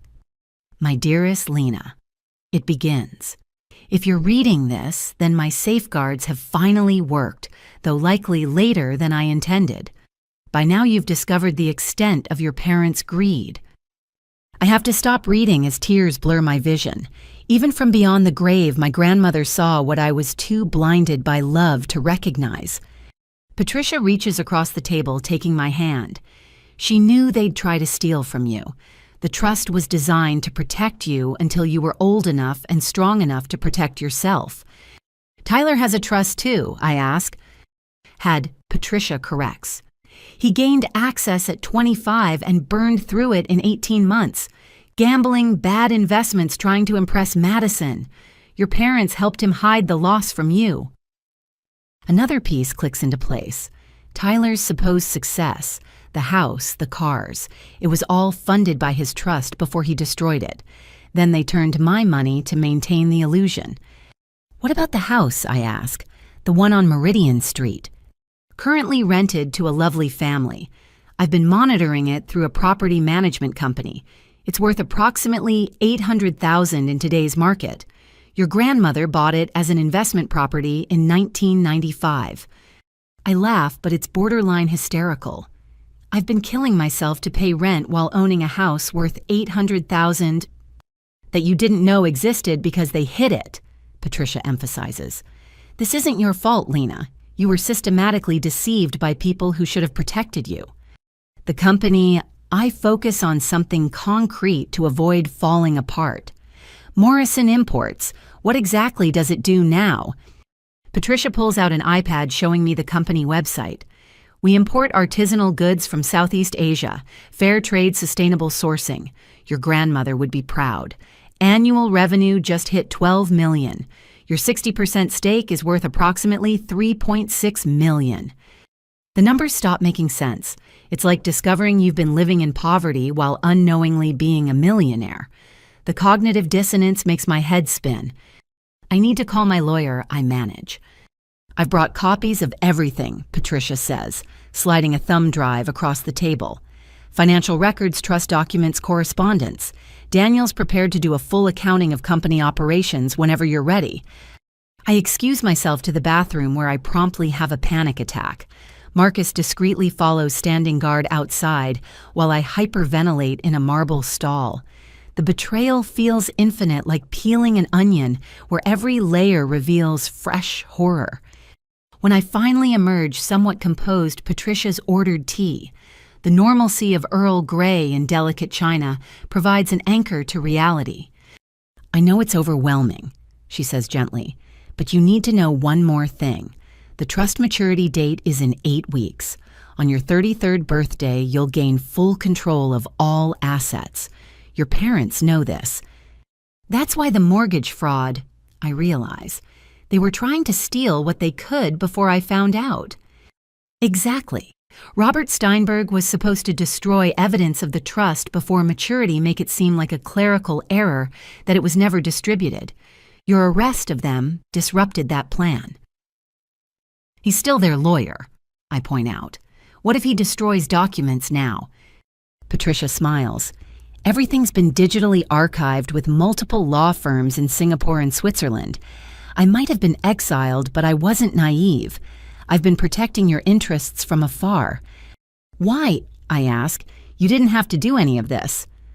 Because your grandmother asked me to, she says simply, and because family should mean something more than shared DNA and mutual exploitation. You deserved better, Lena. You still do. We spend another hour going through documents. Patricia explains how the trust works, how the company operates, what steps need to happen for me to claim my inheritance. It's a crash course in wealth I didn't know I had. Your parents will fight this, she warns.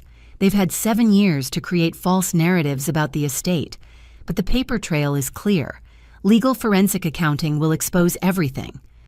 Add it to the pile, I say exhaustion creeping in. Identity theft, fraud, corporate espionage, and now trust theft.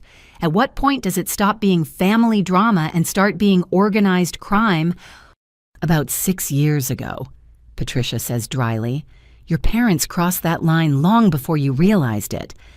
As we prepare to leave, she hands me one last envelope. This came to the company last month addressed to you. I think it's from someone who owes Tyler money looking for leverage. I didn't open it. The envelope has no return address, just my name in block letters. Inside, photographs of Tyler at various gambling establishments, meeting with men who look like they break kneecaps professionally. The last photo shows him signing something while a man counts cash in the background. A sticky note is attached. Your brother owes us $300K plus interest. Family pays family debts. You seem like the only one with money. Be smart. My blood runs cold. Marcus immediately takes the photos, calling it in to Sarah and Detective Martinez. This is witness intimidation, he states. They're trying to transfer his debt to you. Can they do that, I ask. Legally, no. But these aren't people who care about legal, Marcus replies. We need to enhance your security immediately. Patricia looks stricken. I didn't realize. I thought it was just angry creditors, not actual threats. It's not your fault, I assure her, though my hands shake. One more thing to handle. At least now I apparently have the resources to protect myself. You have more than resources, Patricia says firmly. You have truth. Your grandmother made sure of that. Every document, every financial record, every legal safeguard. She knew this day would come. As Marcus escorts me to my car, I clutch the portfolio containing proof of my stolen inheritance. In 8 weeks, I'll be a millionaire. But first, I have to survive my brother's gambling debts, my parents' legal revenge, and whatever else crawls out of the woodwork. You okay? Marcus asks, noting my pale face. My entire life has been a lie. I answer. My parents stole my inheritance while crying poverty. My brother gambled it away while I funded their lifestyle, and now organized crime thinks I'm their next target. So no, not really okay. But you're fighting back, he observes. That takes guts. Or stupidity, I mutter. No, he says firmly. I've seen plenty of family fraud victims. Most never fight back. They accept the abuse, internalize the guilt, let it continue. You're breaking the cycle. That's brave. As we drive back to my apartment, I think about my grandmother. She saw this coming, planned for it, tried to protect me from beyond the grave. The trust wasn't just money. It was her way of ensuring I'd eventually have the power to fight back. My phone rings. It's Sarah Winters. Lena, I've reviewed the documents Patricia provided. This is massive. We're talking about criminal breach of fiduciary duty, embezzlement, and fraud spanning years. The FBI will want to add this to their case. How did they think they'd get away with it, I ask. Because they almost did, Sarah replies. If you hadn't caught the identity theft, if Tyler hadn't been arrested trying to flee, if Patricia hadn't kept records, they would have succeeded. The trust would have been looted, documents destroyed, and you'd never have known. But now I do know, I say, steel entering my voice. Now you know, Sarah agrees, and in 8 weeks you'll have the resources to ensure they face justice for everything they've stolen. Your grandmother made sure of that. As I enter my apartment, Marcus doing his security sweep, I set the portfolio on my kitchen table. Inside are deeds to property. I've never seen statements from accounts I didn't know existed, proof of a company I was told failed. But more than that, it contains evidence of exactly how long and how thoroughly my family has betrayed me. Every monthly payment I scraped together while they sat on millions. Every sacrifice I made while they lived off my inheritance. The anger that rises isn't hot anymore. It's cold, precise, focused. They didn't just steal money. They stole years of my life, opportunities, peace of mind. They watched me struggle and sacrifice while sitting on wealth that belonged to me. 8 weeks until I control everything. 8 weeks until the full truth emerges. 8 weeks until my grandmother's plan finally protects me the way she intended. I pick up the letter she wrote, reading the final paragraph. My dear Lena, by now you know the truth about those who share your blood. But remember, family isn't just about genetics. It's about love, protection, and truth. Find your real family, the ones who support rather than exploit. You are stronger than you know, wealthier than you imagine, and deserving of so much more than they ever gave you. Live well. It's the best revenge. Through my tears, I smile. Grandma always did give the best advice, and in 8 weeks, I'll have the power to follow it. Thursday morning starts with Sarah Winters arriving at my apartment at 7 sharp, accompanied by 2 additional people I don't recognize. Marcus lets them in after checking credentials, his presence a now familiar comfort in my increasingly dangerous life. This is Jennifer Walsh, forensic accountant, and David Kim, digital security specialist. Sarah introduces them as they set up laptops on my dining table. We're going to war, Lena. Time to go from defense to offense. Jennifer Walsh looks like she could audit the Pentagon before breakfast. Sharp suit, sharper eyes, and an air of someone who finds hidden money the way others find loose change in couches. David Kim, younger and dressed in Silicon Valley casual, has already started scanning my apartment with some kind of electronic device. Your apartment's clean, David announces.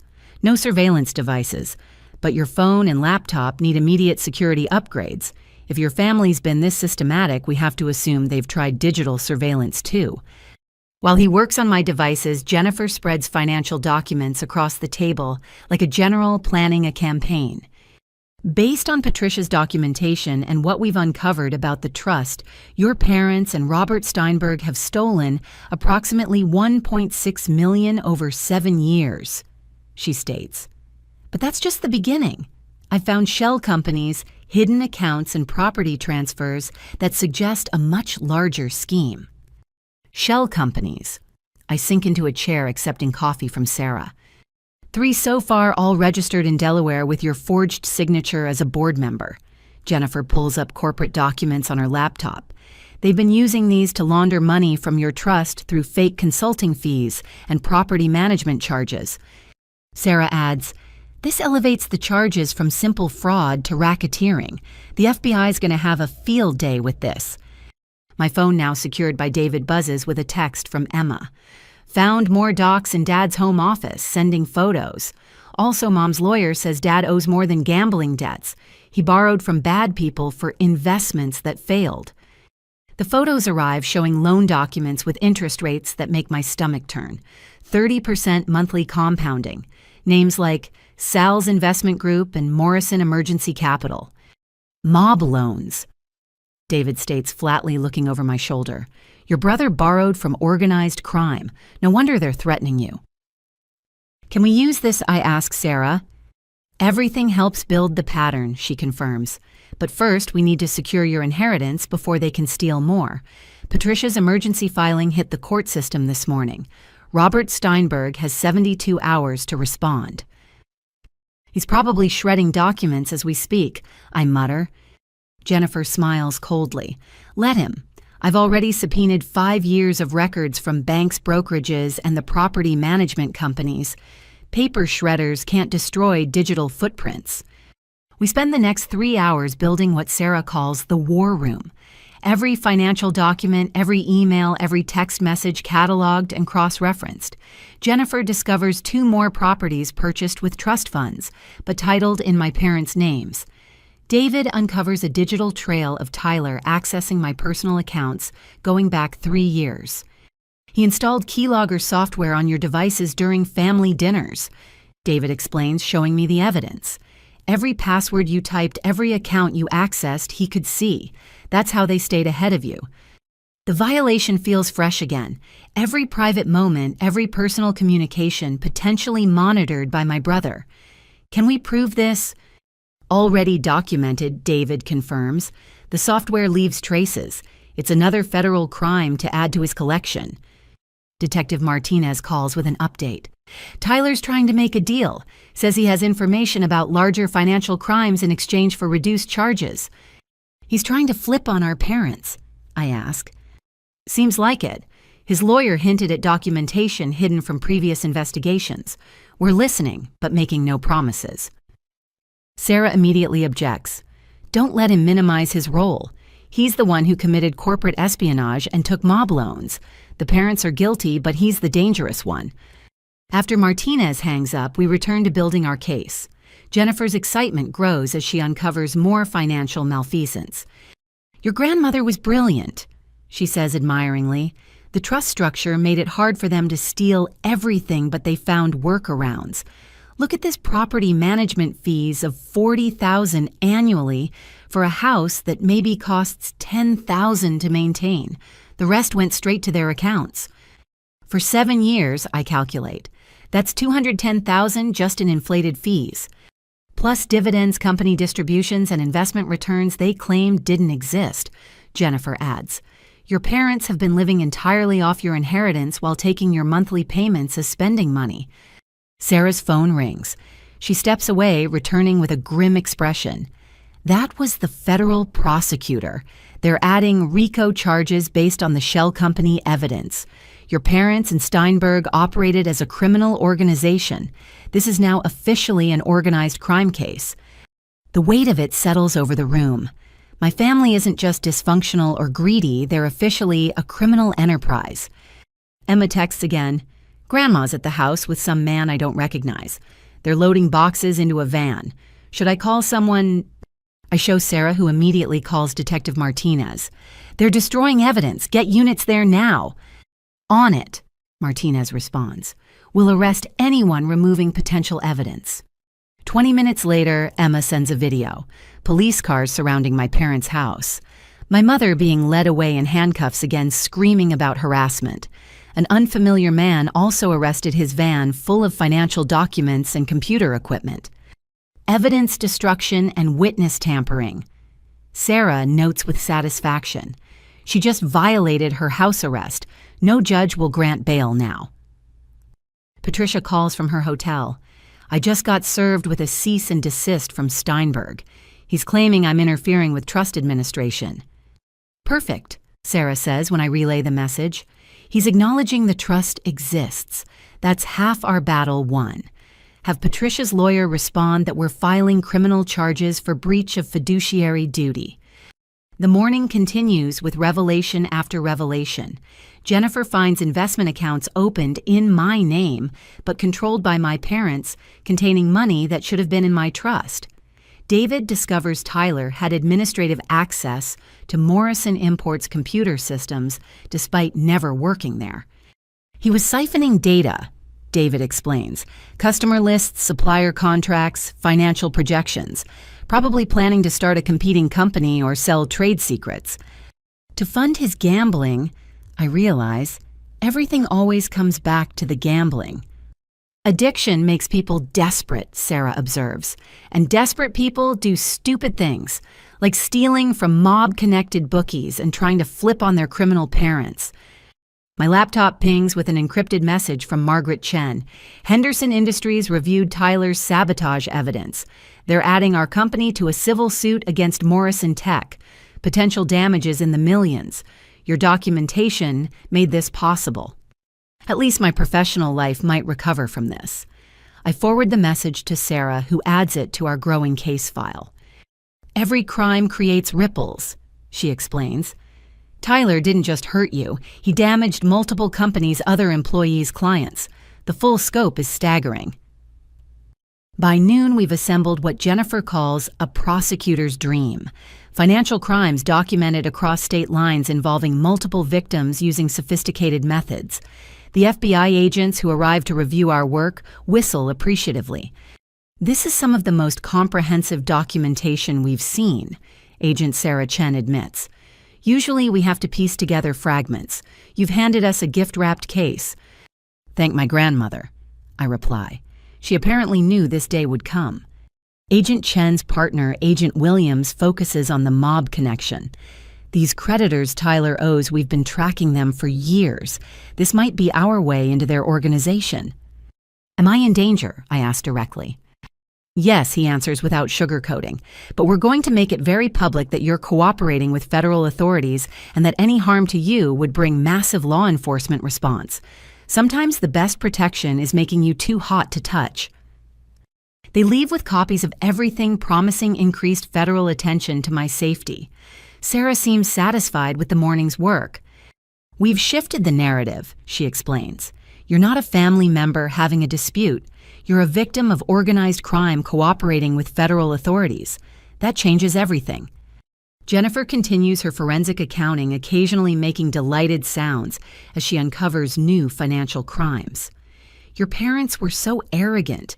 They barely tried to hide the later thefts, probably figured you'd never find out.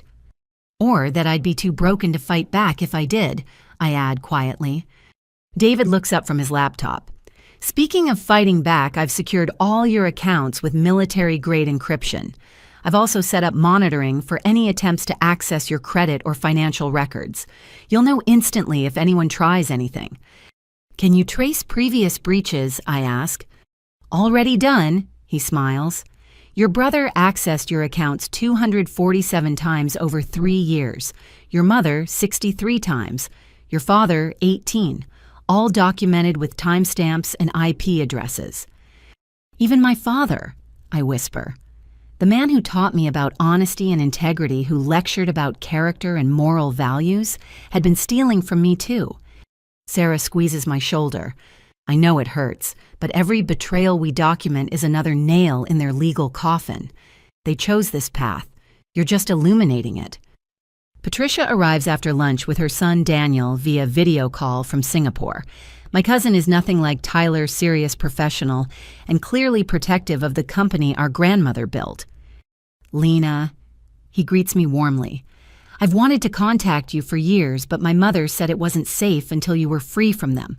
I'm sorry we couldn't protect you sooner. You protected the company, I point out. That's something. Morrison Imports is your legacy, he states. I've been managing it, but you're the majority owner. Every decision I've made has been with the intention of eventually transferring control to you. He shares screens, showing company operations, financial statements, growth projections. The business our grandmother started with a small import shop has become a multi-million-dollar operation spanning 6 countries. We've held off on major expansions, waiting for you to take your rightful place, Daniel explains. There's so much potential, but I wouldn't move forward without the true owner's input. I don't know anything about running an import business, I admit. You know about business, Patricia interjects. Your consulting work proves that. The specifics can be learned. The integrity you've shown can't be taught. We discuss transition plans with Daniel offering to continue managing operations while I learn the business. It's overwhelming but exciting, a future beyond the current chaos. There's something else, Daniel adds. Grandmother left sealed letters for when you took control. Business advice, personal messages. She really did think of everything. By late afternoon, our war room has expanded to include corporate lawyers, federal agents, and financial advisors. What started as defense against family fraud has become a multi-front legal battle with implications I'm still processing. Your parents' arraignment is tomorrow. Detective Martinez updates via phone. With the evidence tampering charges added, they're looking at serious time. Steinberg's been arrested too, by the way.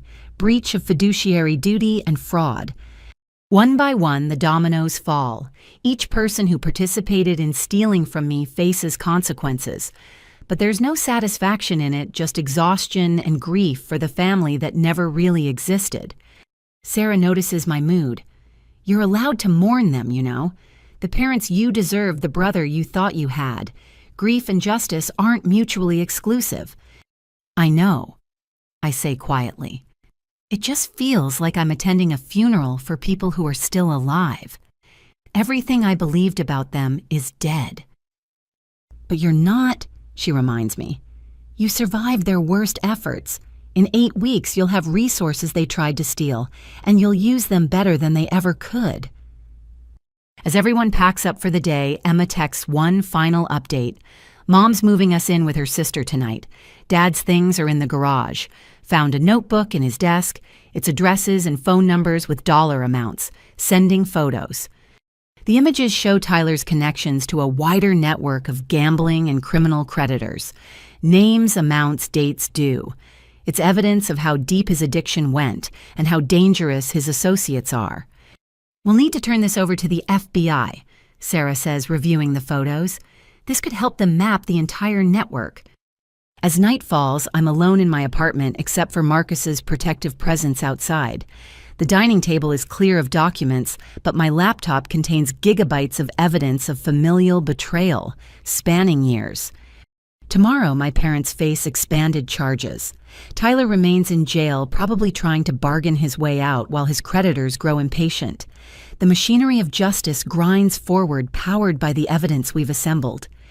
But tonight I sit with my grandmother's letter, reading her words about finding real family among those who protect rather than exploit. I think of Patricia flying in from Singapore to help a niece she barely knows, of Emma brave enough to document her own father's crimes, of Sarah working tirelessly to ensure justice, of colleagues who rallied around me when Tyler tried to destroy my career. These people, connected by choice rather than blood, have shown me more loyalty in 1 week than my biological family did in 32 years. My phone buzzes with a text from an unknown number. Your brother's debt transfers to family. $300K plus interest. We know where you live. I forward it to Sarah and the FBI agents immediately.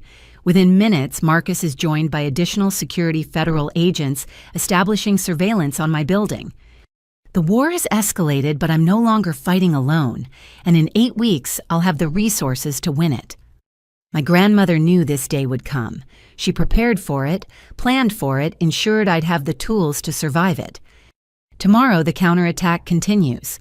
Tonight, I plan my future beyond the ashes of my past.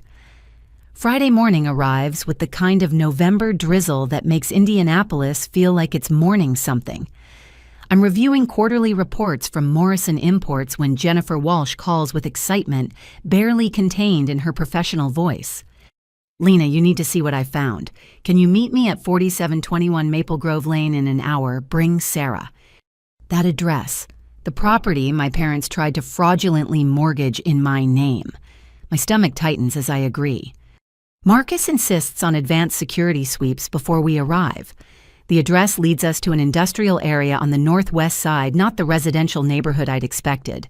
A modest office building sits surrounded by warehouses, looking deliberately unremarkable.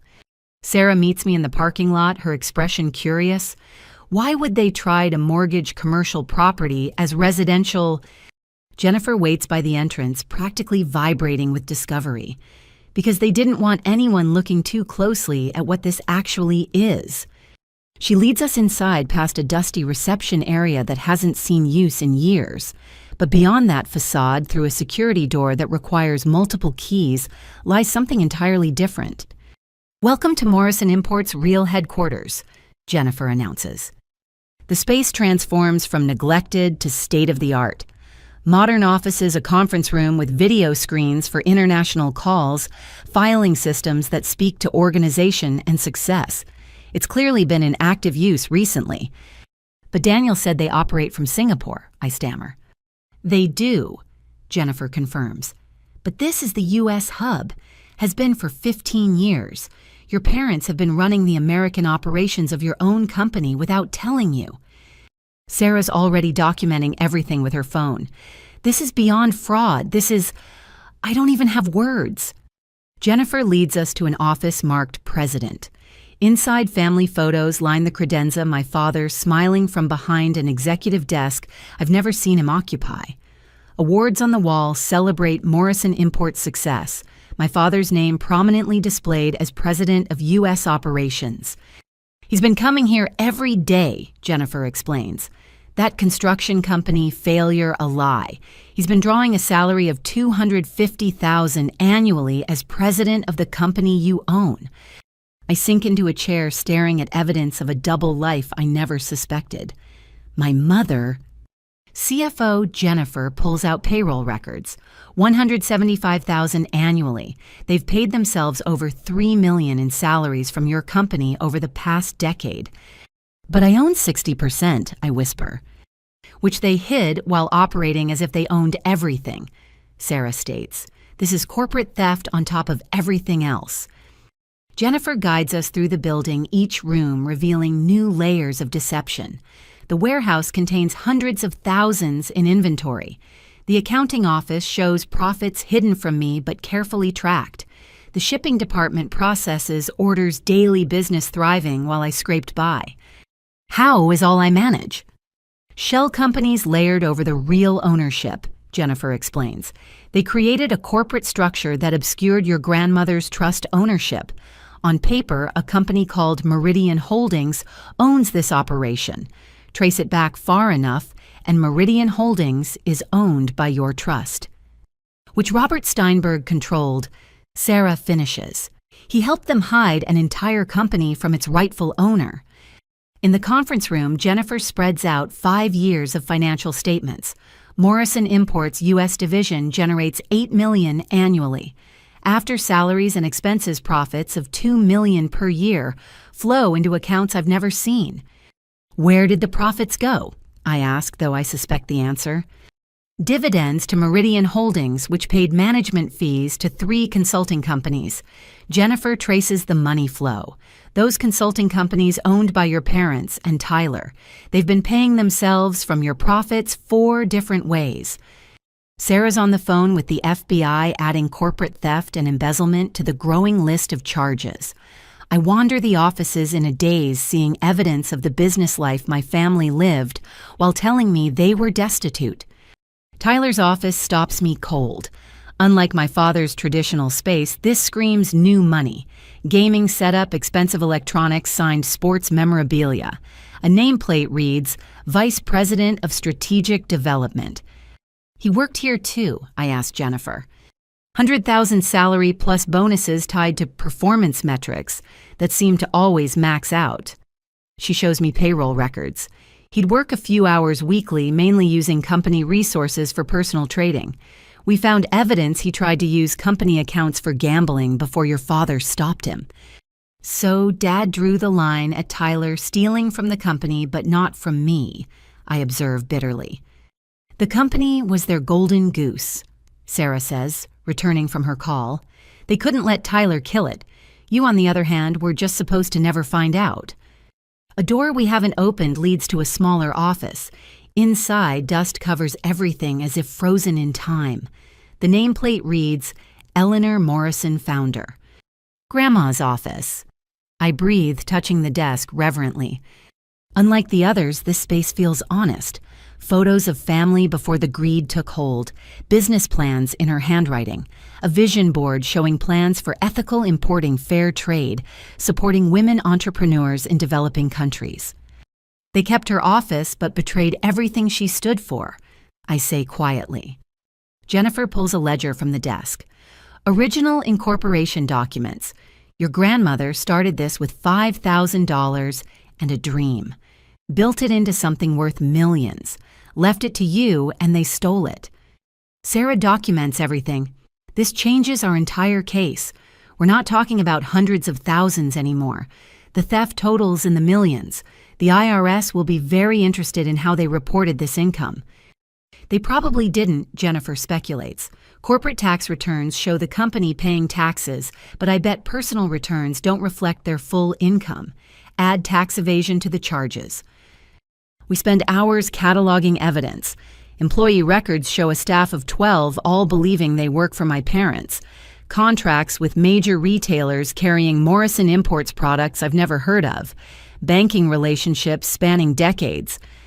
I need air, I finally say, overwhelmed. Outside, the drizzle has become rain. I stand in it, letting the cold water ground me in reality.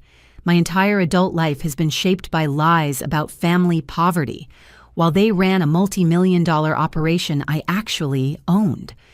Sarah joins me, umbrella in hand. You okay?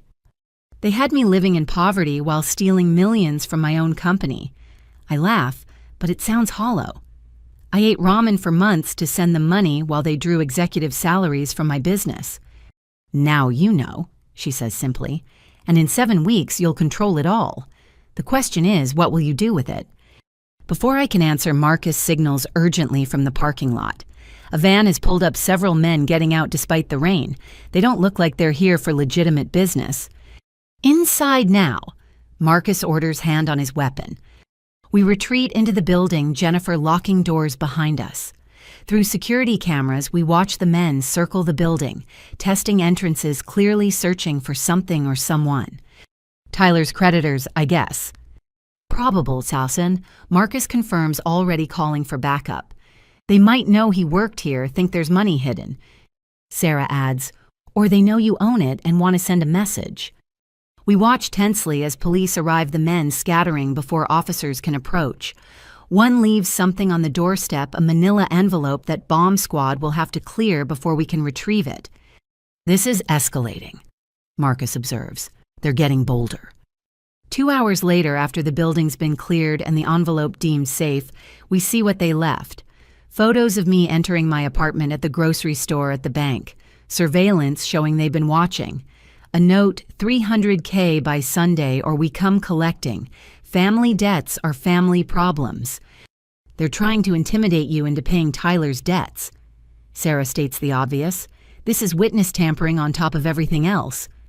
Detective Martinez arrives with federal agents taking the evidence and surveillance footage. We're close to arrests on the gambling ring. Your brother's cooperation is helping, but these guys don't go down easy. What do you recommend? I ask. Vary your routines. Increase security. Don't go anywhere alone. She pauses. And consider temporary relocation. You're too exposed at your apartment. Sarah agrees. My firm has a corporate safe house for witnesses in financial crimes cases. Full security, untraceable location. You could work on the case without constantly looking over your shoulder. The idea of being driven from my home by my brother's gambling debts adds insult to endless injury. But pragmatism wins over pride. Fine, I agree. But first we finish documenting this place. We work until evening, Jennifer discovering more financial crimes with each filing cabinet. The legitimate business my grandmother built has been twisted into a vehicle for fraud, tax evasion, and money laundering. Final tally, Jennifer announces as we prepare to leave. Your parents and Tyler have stolen approximately $4.7 million over 15 years through salary, false dividends, embezzlement, and fraudulent management fees. That's not counting the trust theft. $4.7 million, I repeat numbly. While I couldn't afford health insurance, Daniel calls from Singapore as we're leaving, having heard about our discovery. I knew they were hiding something, but not this scale. Lena, I'm so sorry. I should have investigated harder. You protected what you could, I assure him. Without you maintaining the Singapore operations, they'd have stolen that too. When you take control, we'll merge operations properly, he promises. Full transparency, ethical practices, everything your grandmother intended. This company can be great again under its rightful owner. As Marcus escorts me to the safe house, I think about the building we're leaving behind. A monument to greed and deception, but also to my grandmother's success. She built something valuable enough to steal strong enough to survive their theft. In 7 weeks, I'll walk into that building as its acknowledged owner. I'll sit at her desk, honor her vision, run the company with integrity they abandoned.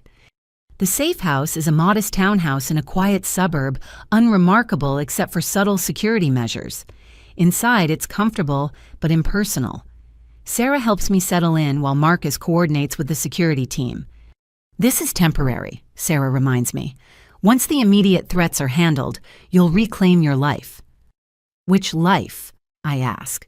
The one where I was a struggling consultant sending money to lying parents, or the one where I'm secretly a millionaire who owns a company I've never run? The one where you're a survivor, she says firmly, who exposed massive fraud, stood up to criminals, and refused to be victimized further. That's who you are now. As night falls in my temporary refuge, I video call Emma, who's safe with her aunt and Patricia, preparing to return to Singapore. My real family, the ones who stood by truth rather than participating in lies. Tomorrow brings more revelations, more legal proceedings, more threats from Tyler's creditors. But tonight I sit with my laptop studying the company that's been mine all along. Learning the business my grandmother built, my parents stole, and I'll soon reclaim. 4.7 million stolen, a multi-million-dollar company hidden, trust funds looted, identity destroyed. But I'm still standing, still fighting, still determined to honor my grandmother's true legacy rather than the corrupted version my parents created. 7 weeks until I take control. 7 weeks to prepare for running a company I just discovered I own. 7 weeks to stay safe from those who want Tyler's debts paid in blood or money. The revelation of Morrison Imports' true structure changes everything. I'm not just a fraud victim anymore. I'm a business owner whose executives happen to be the criminals who raised me. And in 7 weeks, their termination will be the first order of business. Saturday morning in the safe house begins with unexpected visitors. Margaret Chen arrives with her personal attorney and Richard Henderson, CEO of Henderson Industries. Their presence in my temporary refuge signals something significant. Lena, Margaret begins settling into the living room that's become my makeshift office. Richard and I have been discussing the situation with Tyler's corporate espionage. We have a proposition. Richard Henderson, a man who built his logistics empire from a single truck, leans forward. Your documentation exposed something larger than your brother's sabotage. Morrison Tech has been systematically stealing intellectual property from multiple partners. Tyler was just the most brazen. We want to partner with you, Margaret states directly. When you take control of Morrison Imports, we're proposing a 3-way venture. Your import infrastructure, our consulting expertise, Henderson's distribution network. Sarah, who's been reviewing contracts all morning, looks up with interest. That's a multi-million-dollar proposal. Conservative estimate $50 million in revenue within 3 years, Richard confirms. But more importantly, it gives Lena immediate legitimacy when she takes control. No one questions a CEO who walks in with major partners already committed. I'm still processing when my phone rings. It's Judge Harrison's office, Patricia's attorney from Singapore, on the line. Ms. Morrison, good news. The emergency injunction was granted. Robert Steinberg has been removed as trustee effective immediately. Assets are frozen pending transfer to independent fiduciary. So I have access to the trust. I ask, heart racing. Not yet, the attorney clarifies, but neither does anyone else. The court appointed Whitman Trust Services as temporary administrator. They'll maintain assets until your birthday transfer. Steinberg's fighting it, but the evidence of breach is overwhelming. After hanging up, I share the news with the group. Margaret smiles, a predator recognizing wounded prey. Steinberg's desperate. Desperate people make mistakes. She turns to her attorney. What would it take to accelerate the trust transfer? Proof of immediate need or danger to assets, the lawyer responds. Given the creditor threats and evidence tampering, we might argue emergency circumstances. Sarah's already pulling up legal precedents on her laptop. There's case law supporting early distribution when trustees have breached duty and beneficiaries face danger. Worth attempting. As they strategize legal maneuvers, Emma texts from her aunt's house. Mom's at the old house. Found her crying in Dad's office. She wants to talk to you. Says she has information about the gambling debts. I show Sarah, who immediately objects. It could be a trap. Madison's been complicit until now. Or she's finally seeing the truth. I counter. She just learned Tyler stole her grandmother's jewelry and secretly insured her life. Maybe she's ready to help. After much debate, we arrange a meeting at Sarah's law office, neutral territory, with security present. Madison arrives looking nothing like the polished woman who sneered at me on Thanksgiving. Her designer clothes are wrinkled makeup, absent eyes hollow with betrayal. Lena, she begins, then stops, seemingly at loss. I owe you an apology. Several, actually. I was horrible. I agree, not ready to offer easy absolution. I found something. She continues, pulling out a tablet. Tyler's real books, not the sanitized versions he showed me, but the actual records of what he owes and to whom. Sarah and I exchange glances as Madison opens encrypted files. The numbers are staggering. $300,000 to Sal's organization. another $200,000 to a group called Northside Capital, $50,000 to someone listed only as the Hammer. Total debt $780,000, Madison summarizes. With interest compounding daily, he owes more than our house is worth. Why show me this, I ask? Because they've threatened our children, she says quietly. Notes at Benjamin's preschool. Emma followed home from school. They want their money and they don't care who they hurt. Sarah's already calling Detective Martinez with this new information.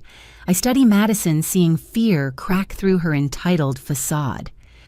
There's more, Madison continues. The 24/7 gym Tyler claimed to visit. It's a gambling front. High-stakes poker in the back rooms. He lost $50,000 there last month alone. She shows photos from Tyler's phone, synchronized to her cloud without his knowledge. Images of him at gaming tables with dangerous-looking men, signing markers he could never cover. I was willfully blind, Madison admits. The lifestyle, the money, I didn't want to know where it came from. But I won't let my children pay for our greed. Margaret, who's been quietly observing, speaks up. Madison, would you testify about Tyler's gambling connections? It would help the federal case. Yes, Madison answers without hesitation. I've already given everything to my divorce attorney. Tyler won't have anything left to bargain with. Over the next 2 hours, Madison provides detailed information about Tyler's double life. The gambling addiction that started small but escalated after he burned through his trust fund. The increasingly dangerous creditors he turned to. The lies that kept expanding to cover previous lies. He was planning to run, she reveals. Costa Rica first, then somewhere without extradition. The ticket you caught him with. There were 3 more. For me and the kids. He was going to make us fugitives. Did my parents know, I ask? About the gambling, yes. They gave him money several times to cover debts. Always from what you sent them, never their own funds. She pauses. They enabled him while lecturing me about supporting my husband. Sarah documents everything while Margaret's attorney drafts agreements for Madison's cooperation. The woman who mocked me for working hard is now providing evidence to convict her husband. I need protection for my children, Madison states. Emma and Benjamin don't deserve this. We'll arrange it. Detective Martinez confirms having arrived during Madison's revelations. Federal witness protection if necessary. These creditors don't play games. As Madison leaves with federal agents, Emma texts again. Aunt Sarah, I found something in Dad's car, hidden in the spare tire well, thumb drives and a notebook. Should I tell the FBI? Tell her to give everything to the agents with her mother, Sarah instructs. Don't touch anything else. An hour later, the FBI calls with the contents of Tyler's hidden stash. The thumb drives contain detailed records of every bet, every loss, every desperate loan. The notebook lists passwords to accounts we didn't know existed. Your brother was documenting everything, Agent Chen explains over video call, either for insurance or because addicts often compulsively record their destruction. This evidence is golden for our RICO case. Janet Morrison. My forensic accountant has been building financial models on her laptop. Based on everything we've discovered, your net worth, once the trust transfers and company control is established, will be approximately $8.3 million. That's conservative, not counting potential growth or the partnership proposals. The number seems surreal. This morning I woke up in a safe house hiding from creditors. In 7 weeks, I'll control millions. The cognitive dissonance makes my head spin. We need to accelerate the timeline, Margaret declares. Every day that passes gives them more opportunity to hide assets or destroy evidence. Richard, if we announce our partnership now, it might pressure the court to expedite. Richard nods. Public pressure can be useful. Major companies partnering with Lena sends a message that she's the legitimate heir, not the unstable person her family portrayed. Sarah drafts press releases while Margaret and Richard's teams coordinate. Within hours, business reporters have the story major partnership announced pending Morrison Imports leadership transition. My phone explodes with notifications, LinkedIn messages from colleagues expressing support, former clients interested in working with my new company, industry publications requesting interviews. You're trending. Emma observes via text, sending screenshots of business news sites. CEO magazine wants an exclusive on the millionaire who didn't know. Patricia calls from the airport about to board her flight to Singapore. Daniel saw the news. The Asian partners are excited about legitimate U.S. operations. Stock up on coffee. You'll be getting calls from Singapore at odd hours. As evening approaches, the safe house feels less like hiding and more like a war room. Sarah fields legal calls, Margaret coordinates business strategy, and Richard's team runs distribution projections. This morning you were a fraud victim, Sarah observes. Tonight you're an emerging business leader with major partners. Quite a transformation. I'm still processing, I admit. Part of me wants to just take the money and disappear. Let someone else run the company. You could, Margaret acknowledges, but that's not who you are. You fought for truth and justice. Running Morrison Imports ethically successfully is the ultimate vindication. She's right. Taking my grandmother's company back, running it with integrity, succeeding where my parents failed morally, that's better than any revenge. Tyler's creditors make another appearance, this time at Madison's sister's house. Security footage shows men photographing license plates, noting routines. The threat escalates despite federal attention. We need to cut this off at the source, Detective Martinez states during an emergency call. Tyler's cooperation isn't enough if his creditors think you're the payment plan. What do you suggest? I ask. A meeting. Controlled circumstances. Make it clear the well is dry, that federal attention makes you untouchable. Sometimes facing threats directly diffuses them. Sarah strongly objects, but Richard offers unexpected support. I've dealt with unsavory elements in building my business. Sometimes showing strength prevents worse confrontations. After heated debate, a plan emerges. Federal agents will arrange a meeting with Sal's representative. I'll attend with massive security, making clear that Tyler's debts die with his freedom. No family obligation exists, and pursuing me brings only federal prosecution. It's risky, Marcus admits, but continuing to hide while they escalate is riskier. The meeting is set for Monday. In the meantime, more allies emerge. Janet discovers that several employees at Morrison Imports' U.S. operation want to testify about my parents' mismanagement. Suppliers offer evidence of delayed payments, while my parents drew bonuses. Your grandmother built relationships, Patricia explains during our final call before her flight. Those people remember her integrity. They want to see it restored. Sunday brings unexpected visitors. Aunt Patricia, the one who sided with my mother, arrives at the safe house with her husband Robert. Sarah almost turns them away, but something in Patricia's expression stops me. We were wrong, Patricia says simply. We believed Dorothy's lies, sided with family over truth. But seeing the evidence, the arrests, the company theft, we were blind. Robert adds, we want to help. Testify, provide character witnesses, whatever's needed. Family should mean more than enabling criminals. Their apology feels genuine, though I'm wary of deathbed conversions. Sarah documents their offer, adding them to the growing list of witnesses. Mom's in isolation at the jail, Patricia reveals. No visitors after she tried to have another inmate contact Tyler's creditors. She's still scheming, even facing decades in prison. The news doesn't surprise me. My mother's manipulations are reflexive like breathing. Even consequences can't stop her nature. As Sunday night arrives, I video call Emma and Madison. They're in protective custody, safe but displaced. Benjamin doesn't understand why they can't go home. Emma tries to stay strong for her little brother. This is temporary, I promise Emma. Once the legal issues resolve, we'll make sure you have stability. Can I work for Morrison Imports when I'm older? She asks. I want to learn business from someone ethical. Absolutely, I confirm. In fact, we'll start your education early. Internships, mentoring, whatever you want. After hanging up, I sit in the quiet safe house reflecting on the week's transformation. From family pariah to business leader, from victim to victor, from isolation to alliance. Tomorrow I face Tyler's creditors backed by federal agents and business partners. Tuesday, the court hearing on expediting trust transfer. By week's end, I might control millions, and a company I'm still learning existed. Ready for tomorrow? Sarah asks, finalizing security arrangements. No, I answer honestly, but I'll do it anyway. My grandmother faced bigger challenges building the company. I can face criminals trying to steal from it. She smiles. That's the spirit. Channel Eleanor Morrison's strength. She'd be proud of what you're doing. Looking at my grandmother's photo on my laptop, I believe that's true.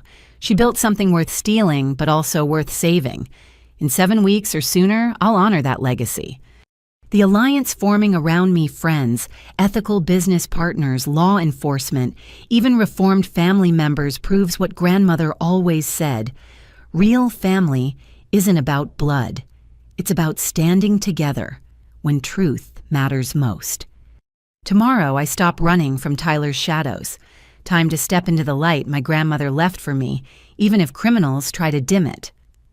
Monday morning's meeting with Sal's representative takes place in a federal building's secured conference room. I'm surrounded by FBI agent Sarah at my right side, Marcus positioned strategically behind me.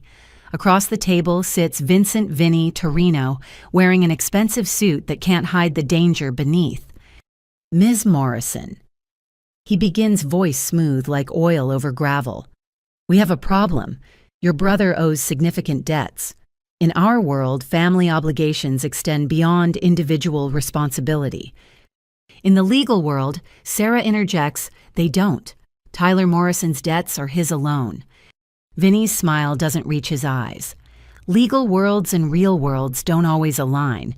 $780,000 plus interest. Someone pays. Agent Chen leans forward. Mr. Torino, you're being recorded. Any threats against Ms. Morrison will result in immediate federal charges. No threats. Vinny raises manicured hands. Just explaining business realities. Tyler promised payment from family resources, made guarantees based on inherited wealth. Stolen inherited wealth, I correct. Currently frozen by federal investigation. Even if I wanted to pay, which I don't, the money's inaccessible. Vinny studies me with reptilian calculation. You're about to inherit millions. Surely family peace is worth a small percentage. The only percentage you'll get is the federal prison time for extortion. Sarah states flatly. Ms. Morrison has no legal or moral obligation to cover gambling debts incurred through fraud. For 30 tense minutes, we dance this dangerous ballet. Vinny implies consequences without direct threats. We reference federal protection without backing down. Finally, Agent Chen plays our trump card. Mr. Torino, we're prepared to offer your organization a deal. Full immunity for testimony against Tyler Morrison and his gambling network. Or continue pursuing Ms. Morrison and face RICO charges that will destroy your entire operation. Vinny's composure cracks slightly. You're offering us a deal to flip on a debtor. We're offering you a lifeline, Agent Chen clarifies. Tyler's been documenting every transaction. We have enough to prosecute everyone he's dealt with. Cooperate and walk away clean. Persist in threatening Ms. Morrison and lose everything. The calculation in Vinny's eyes shifts. Criminals understand self-preservation above loyalty. I'll need to consult with my associates. You have 48 hours. Agent Chen slides a card across the table. After that arrest warrant's issue, choose wisely. After Vinny leaves, I finally breathe properly. Will they take the deal? Probably, Agent Chen admits. Testifying against Tyler costs them nothing. Pursuing you risks everything. Math favors cooperation. By afternoon, the morning's drama seems almost quaint compared to what unfolds next. A reporter from the Indianapolis Star investigative journalist, Maria Rodriguez, publishes an expose that shakes the city's business community. $1 million fraud. The Morrison family's web of deception sprawls across the front page, online editions, and social media. Maria interviewed dozens of sources painting a devastating picture of systematic theft spanning decades. Sarah reads excerpts aloud in the safe house. What emerges is a portrait of unfathomable greed. While daughter Lena Morrison supported what she believed were struggling parents, they lived lavishly off her stolen inheritance, operated her company without her knowledge, and attempted to destroy her career when she threatened their scheme. My phone explodes with notifications. Former clients expressing shock and support, industry colleagues offering assistance, complete strangers sharing their own stories of family financial abuse. "You've become a symbol," Margaret observes, scrolling through social media responses. "People relate to family betrayal even if not at this scale." Then comes the interview request that changes everything. 60 Minutes wants an exclusive. The producer promises fair coverage focusing on financial abuse awareness rather than sensationalism. "This could help," Sarah muses. "Public opinion matters for jury pools. Humanizing you counters your family's victim narrative." After much debate, I agree. The interview will tape Thursday, air Sunday. My first public statement beyond legal documents. Tuesday's emergency court hearing on expediting the trust transfer takes place in a packed courtroom. Media attention has made me unwillingly famous the millionaire fraud victim as headlines scream. Robert Steinberg appears in shackles, his attorney arguing against asset freeze. My client has served this family faithfully for decades. These allegations are misunderstandings blown out of proportion by a disgruntled beneficiary. Judge Catherine Warner, known for her no-nonsense approach to financial crimes, reviews evidence with sharp attention. Patricia testifies via video link from Singapore detailing attempts to protect the trust. Daniel provides company records showing profitable operations hidden from me. Then comes the most damaging testimony. A whistleblower from Steinberg's firm paralegal Linda Patterson reveals decades of fraudulent trust administration. Mr. Steinberg instructed us to alter documents, hide distributions, and create false reports showing trust assets depleted. She testifies voice shaking but determined. He said the beneficiary was too stupid to check, and the family deserved the money more. Gasps ripple through the courtroom. Even Steinberg's attorney looks shocked by the blatant admission. Jennifer Walsh presents forensic accounting showing millions diverted from my trust. The shell company's hidden accounts and systematic theft laid out in devastating detail. Your Honor.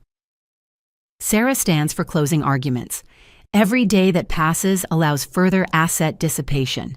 Ms. Morrison faces credible threats from her brother's associates who believe she has access to funds. Expediting transfer isn't just financially prudent, it's necessary for her safety. The opposition argues procedural concerns, traditional waiting periods, and bureaucratic necessities. But public attention weighs heavily. Reporters fill the gallery live tweeting proceedings. Judge Warner deliberates for only an hour. The court finds extraordinary circumstances warranting expedited action. The systematic breach of fiduciary duty combined with credible threats to the beneficiary necessitate immediate intervention. She orders trust assets transferred within 10 days, not 7 weeks. Steinberg's assets frozen pending criminal trial. Independent auditors appointed to unravel the full scope of theft. Ms. Morrison. Judge Warner addresses me directly. This court apologizes that legal systems meant to protect you were corrupted for personal gain. While we cannot undo past harm, we can ensure future justice. Leaving court through a media gauntlet, I'm peppered with questions. Sarah shields me, but one reporter's question penetrates. How does it feel to finally have the truth exposed? I pause, considering. Overwhelming. But my grandmother always said truth has its own power. I'm grateful she was right. That soundbite leads evening news followed by analysis of family fraud, fiduciary duty, and financial abuse. Legal experts debate precedents. Financial advisors discuss protecting inheritance. Psychologists examine family betrayal trauma. You've started a national conversation. Emma texts sending links to trending hashtags. Justice for Lena and Nastani family fraud awareness gain momentum. Wednesday brings unexpected consequences from publicity. Morrison Imports phones ring constantly with orders. Customers want to support a company returning to ethical management. Suppliers offer improved terms in solidarity. Sales are up 40% since yesterday. Daniel reports from Singapore. Americans love an underdog story. You're the heiress who didn't know she was rich fighting the family who stole from her. It's marketing we couldn't buy. But visibility brings danger too. Death threats arrive at Sarah's office, not from Tyler's creditors, but from stranger criminals who see opportunity in high-profile wealth. Security increases again. This is why victims often stay quiet. Detective Martinez observes reviewing threats. Going public paints a target, but you're handling it well. Tyler's situation deteriorates rapidly. Madison's evidence combined with his hidden records creates an airtight case. His lawyer requests a meeting hoping to negotiate a plea deal. He's willing to testify against your parents and Steinberg, the lawyer offers. Full cooperation in exchange for reduced sentence. How reduced? Sarah asks skeptically. 5 to 7 instead of 20 to 30. We consider it. Tyler's testimony would guarantee convictions, but it feels like letting him escape full accountability. Counter offer. Sarah responds. 8 to 12 minimum security with mandatory gambling addiction treatment, and he forfeits all claims to Morrison Imports or family trusts. They'll consider it. Tyler's running out of options as more evidence mounts. The gambling syndicate officially flips, providing documentation of his debts and promising testimony. Thursday's 60 Minutes taping takes place at Morrison Imports headquarters. I sit in my grandmother's office, her photo visible behind me, telling the story to veteran journalist Anderson Cooper. Your parents raised you to value family above everything, he observes. How do you reconcile that with sending them to prison? They taught me words about family loyalty while demonstrating betrayal. I answer. Real family doesn't systematically destroy your life for personal gain. I'm not sending them anywhere their choices created consequences.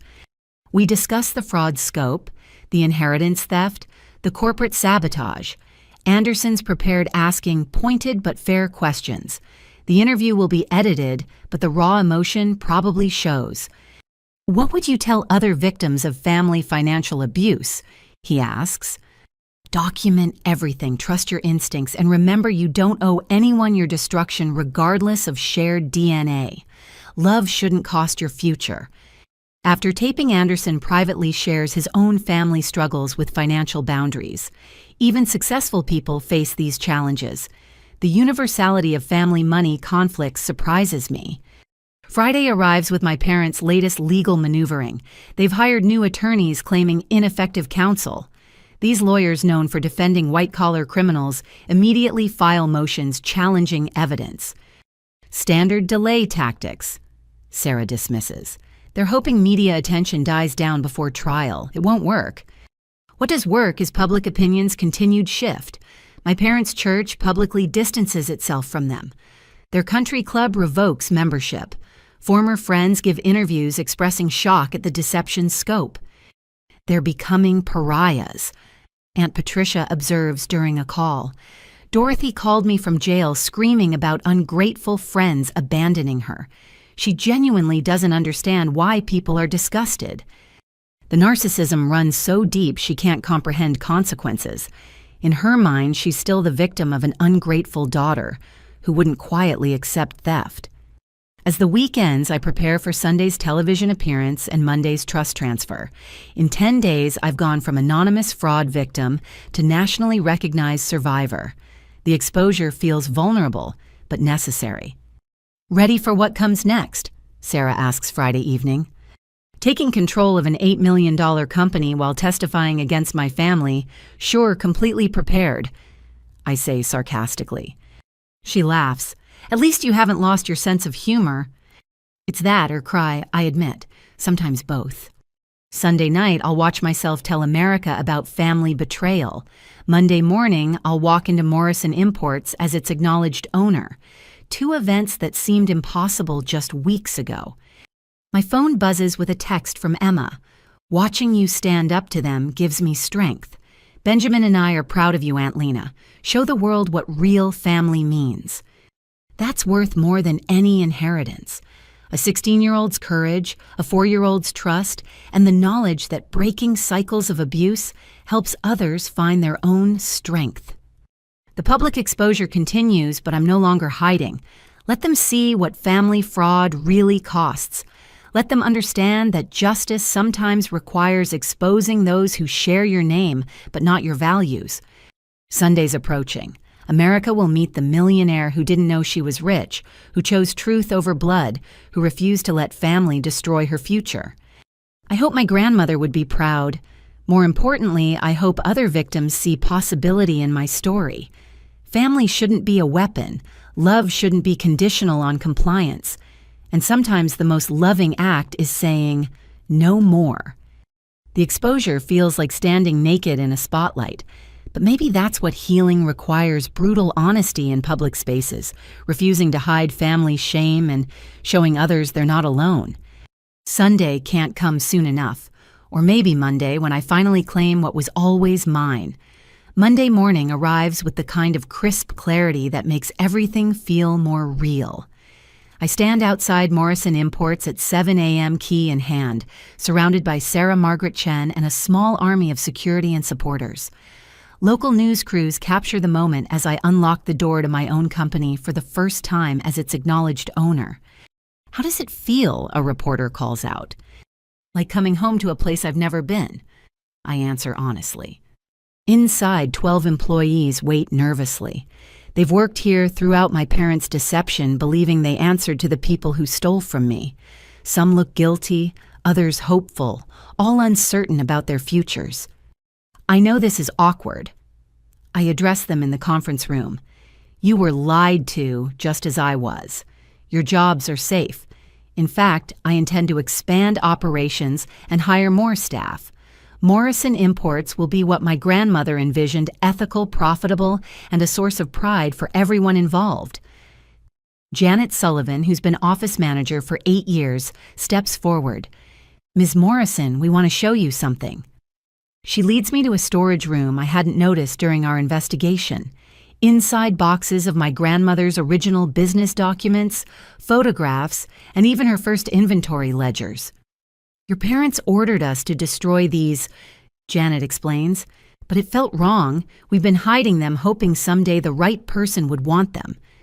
I touch the aged papers with reverence. My grandmother's handwriting details her first imports, her business philosophy, her dreams for the company. These employees preserved her legacy despite orders to erase it. Thank you. I manage through tears. This means more than you know. The morning continues with Daniel calling from Singapore, walking me through international operations via video. Suppliers express relief at dealing with legitimate leadership. Customers place orders previously held due to payment concerns under my parents' management. At 10 o'clock, Sarah arrives with court documents. It's official. All trust assets transferred to your control as of 9 a.m. The family home investment accounts and liquid assets totaling $3.2 million. Combined with the company value, you're worth approximately $8.3 million. The number still feels surreal. This morning, I woke up in a safe house. Now I own multiple properties and run an international business. There's more, Sarah continues. Steinberg's attempting a plea bargain. He's offering full restitution of stolen fees, approximately $400,000 plus testimony against your parents. Let him squirm, I decide. He had decades to do the right thing. Partial restitution doesn't erase systematic theft. By noon, the office buzzes with activity I haven't seen before. Employees energized by honest leadership, phones ringing with new business, the company my parents treated as their personal piggy bank showing its true potential. Then Detective Martinez calls with news that shifts everything. Tyler's creditors took the FBI deal.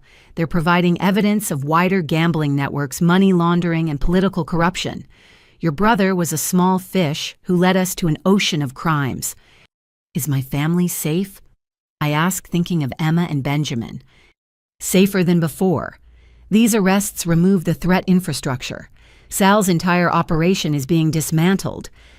Wednesday brings the trial's first major victory. Tyler accepts the plea deal: 10 years minimum security mandatory treatment and forfeiture of all claims to family assets. His testimony will seal our parents' fate. I attend his allocution, needing to hear him admit guilt. Tyler stands in orange jumpsuit reading a prepared statement with none of his usual charm. I systematically defrauded my sister Lena Morrison through identity theft, corporate espionage, and conspiracy with our parents to steal her inheritance. I took advantage of her trust and generosity to fund gambling addiction that destroyed multiple lives. I'm guilty of all charges and accept responsibility. The words sound hollow, read rather than felt, but legal record now holds his confession.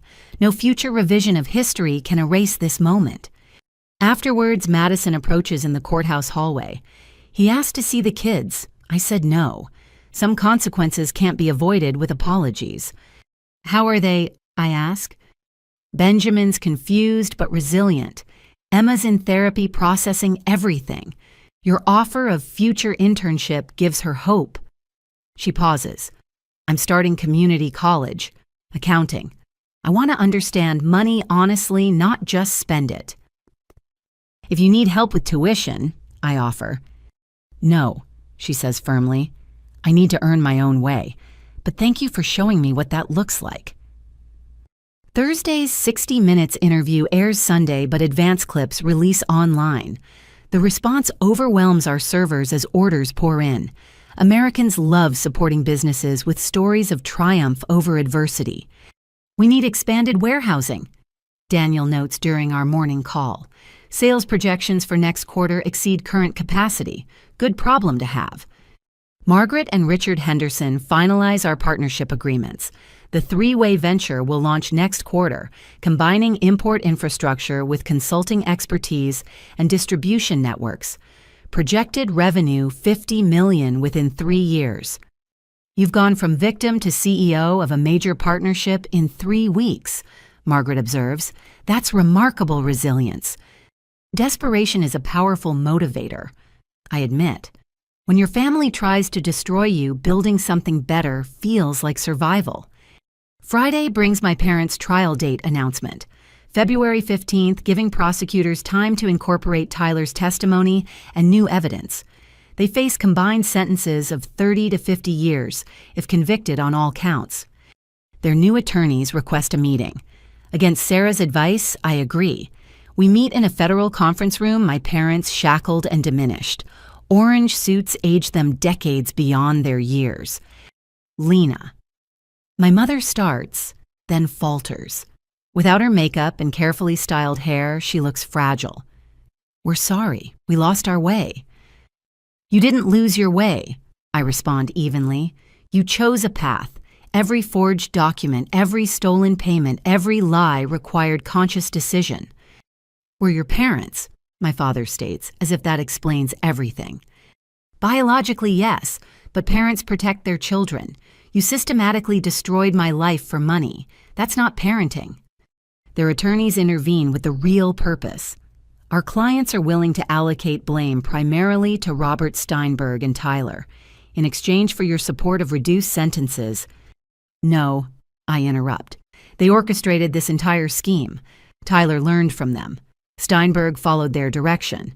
I won't help them escape accountability. My mother breaks down sobbing about destroyed family, abandoned parents, ungrateful children. The manipulation is obvious now, theatrical and desperate. My father maintains stoic disappointment as if I've failed some moral test. We're done here, Sarah declares. Further communication goes through counsel. Leaving that room feels like shedding skin. The people who raised me are strangers wearing familiar faces. Whatever love existed got sold for monthly payments and stolen inheritances. Saturday brings unexpected closure from another source. The FBI raids several locations connected to Tyler's gambling network. Among those arrested 3 city councilmen, a state senator, and 2 judges. The corruption web extends far beyond family fraud. Your case broke open something huge, Agent Chen tells me. Tyler's records detailed bribes, fixed games, and money laundering through campaign contributions. You've helped expose systematic corruption. I just wanted them to stop stealing from me, I say. Most major cases start with personal grievances, she responds. Individual courage to speak up reveals larger patterns. You should be proud. Sunday evening, I gather with my chosen family to watch 60 Minutes. Emma and Madison join via video. Patricia and Daniel watch from Singapore. Margaret, Richard, and Sarah sit in my living room, having insisted I move from the safe house to a secure apartment near Morrison Imports. Anderson Cooper's introduction sets the tone. Tonight, a story of family betrayal that exposes the hidden epidemic of financial abuse. Lena Morrison discovered her parents and brother had stolen millions while she struggled to support them. Her fight for justice revealed corruption extending from family dinner tables to state capitol halls. Watching myself on screen feels surreal. The woman explaining systematic theft with calm precision doesn't match my internal image. She looks strong, professional, credible, not like someone whose family destroyed her life. "You did amazing," Emma says when it ends. Mom cried. Good tears, though, proud tears. The response is immediate and overwhelming. Social media explodes with support. Other victims share their stories. Financial abuse hotlines report record calls. My inbox fills with interview requests, speaking engagements, and book deal offers. "You've started something," Sarah observes. "This conversation needed to happen." As the week ends, I sit in my grandmother's office, now truly mine. The company runs better than ever.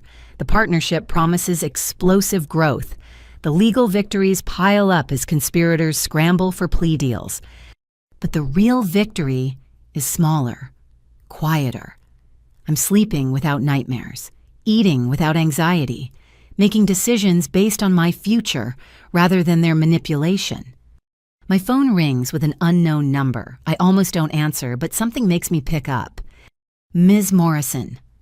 This is Diane Walsh from the National Financial Abuse Prevention Foundation. We'd like to offer you a board position. Your story and platform could help thousands of victims find their voices. I accept immediately. If my pain can prevent others suffering, perhaps some good emerges from this nightmare. Looking at my grandmother's photo, I think she'd approve, not just of reclaiming the company or exposing the theft, but of using the platform for purpose, building something better from betrayal's ashes. The legal victory feels complete. Tyler imprisoned, parents facing trial, Steinberg disbarred and charged, gambling network dismantled, corruption exposed. But the personal victory matters more. I survived their worst efforts, built alliances with people who value truth over blood, created a future they tried to steal. Tomorrow brings new challenges: running a company, testifying at trials, building the partnership, speaking for victims who haven't found their voices yet. But tonight I celebrate quietly with the family I chose, the ones who stood by truth when lies were easier, who saw strength where others saw vulnerability, who helped me discover that sometimes the best revenge isn't revenge at all. It's living well, honestly, successfully. It's becoming everything they said. I couldn't be using resources they tried to steal, surrounded by people who actually understand love. The legal victory is public record, but this personal triumph, this belongs to everyone who refuses to let family destroy their future. My grandmother was right. Family isn't about blood. It's about who shows up when truth matters most. And as I look around my apartment at these faces, chosen family, real family, I know I'm finally home. Tuesday morning brings news that shakes the foundation of everything I thought I knew about my family. Detective Martinez calls before dawn, her voice carefully controlled.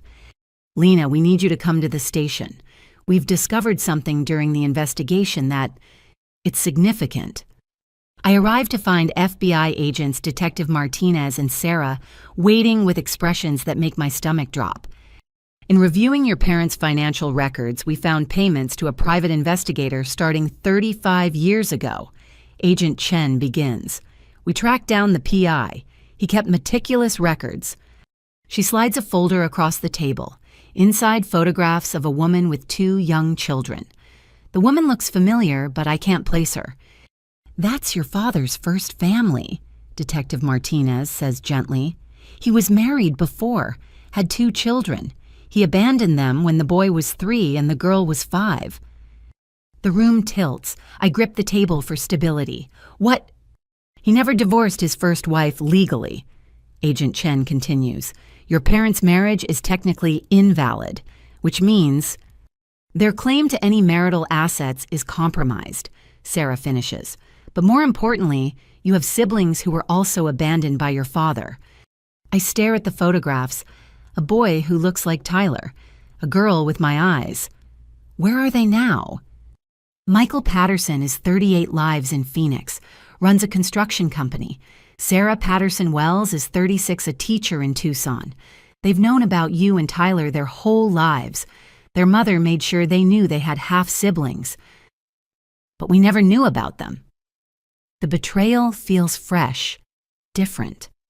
My entire life is built on lies. There's more, Detective Martinez says apologetically. Your mother knew. The private investigator reports show she hired him to keep tabs on the first family, make sure they never contacted you. I excuse myself to the bathroom where I promptly vomit. The layers of deception seem infinite. Every time I think I've hit bottom, a new trapdoor opens. When I return, Sarah's reviewing additional documents. Michael and Sarah have agreed to speak with you if you want. They're victims too, abandoned by your father, monitored by your mother. They never received child support, never had contact. I want to meet them. I decide immediately. They're my family, real family he threw away. We arrange a video call for that afternoon. I spend the hours between pacing my office trying to process this revelation. My employees notice my distraction but respectfully give space. At 2 o'clock, I connect to the call. Two faces appear on screen, nervous but curious. Michael has our father's bone structure but warmer eyes.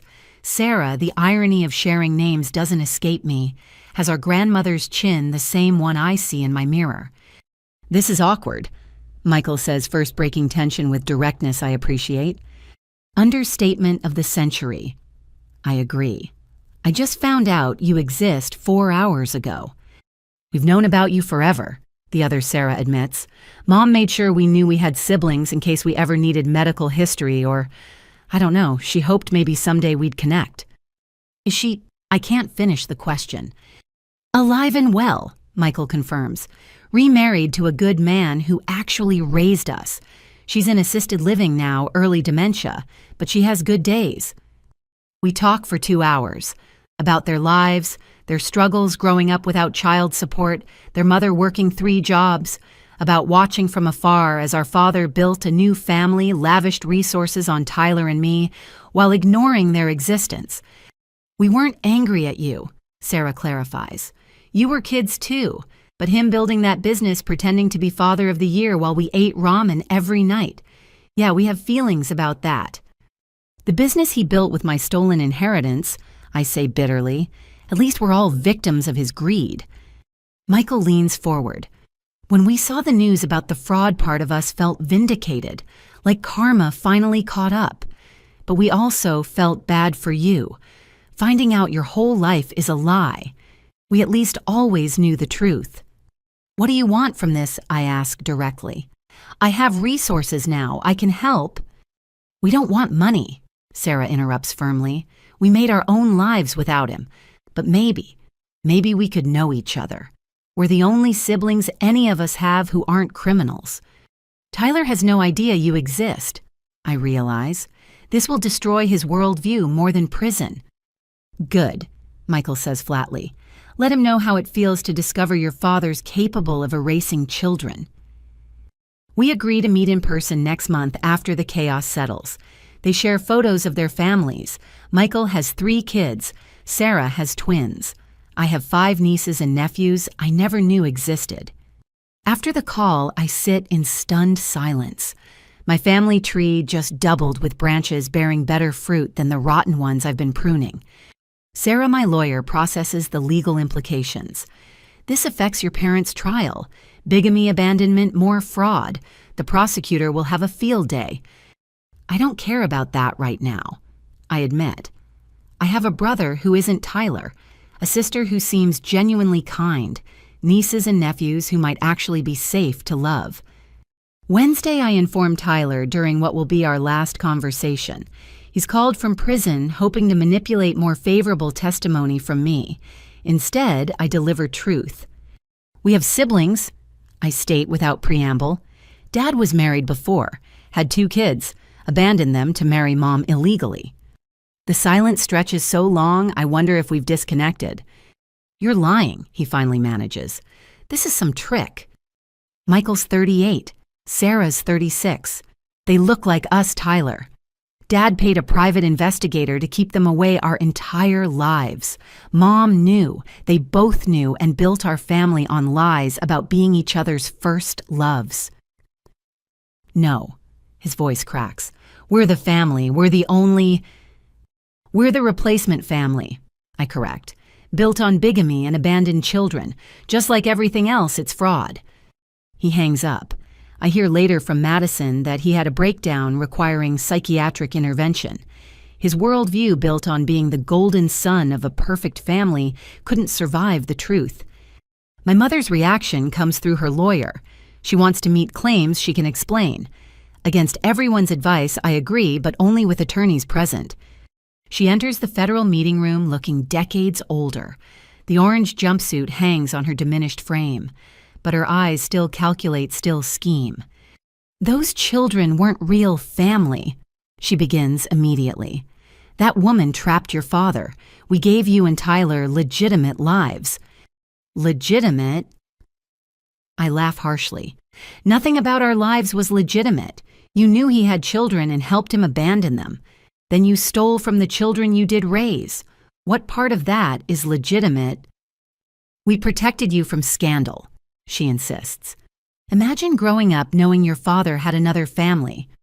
Instead, I grew up in a lie that exploded spectacularly. Much better, I say sarcastically. She tries emotional manipulation, tears, maternal guilt, but I see through it now. Every expression calculated, every word chosen for effect. The mother I thought I knew never existed, just this stranger wearing her face. I want their contact information, I state. Michael and Sarah, you monitored them for 35 years. I want to know everything. I'd burn those files, she says quickly, too quickly. Sarah leans forward. Destroying evidence in a federal investigation adds 5 years. Want to reconsider? My mother's mask finally drops completely. The loving mother, the victim, the martyr, all pretense falls away, leaving naked calculation. Fine, she spits. Your father couldn't let go, kept tabs on his precious first children. The files are in a safety deposit box at First National, box 247, keys hidden in his home office inside the false bottom of his Navy medal case. Even now, even caught, she'd hidden evidence. I wonder how many other secrets wait in hidden boxes and false bottoms. We're done, I tell her. Don't contact me again. I'm your mother, she screams as guards escort her out. You owe me forgiveness. Family forgives. But she's wrong. She's just the woman who gave birth to me, then spent 32 years stealing my life. Mother is a title earned through love and protection, not biology and manipulation. Thursday brings the safety deposit box revelation. Inside 35 years of surveillance on my half-siblings, report cards, school photos, job applications, marriage certificates. My parents stalked these children they'd help abandon, maintaining files like some sick hobby. This is disturbing. Agent Chen observes, cataloging evidence.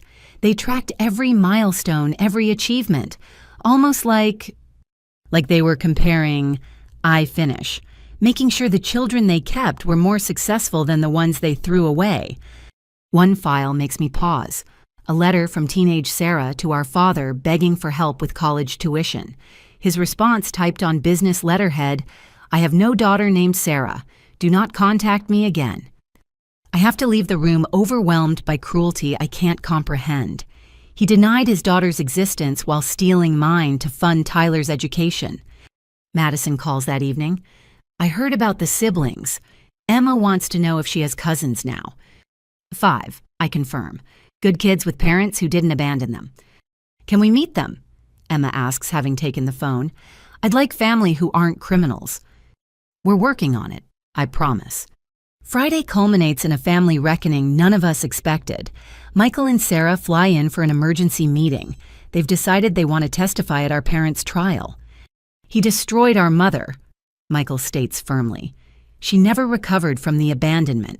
We want it on record what he did to his first family before he defrauded his second." "It could get ugly," Sarah lawyer warns. "Defense will attack your motives, claim you're after money."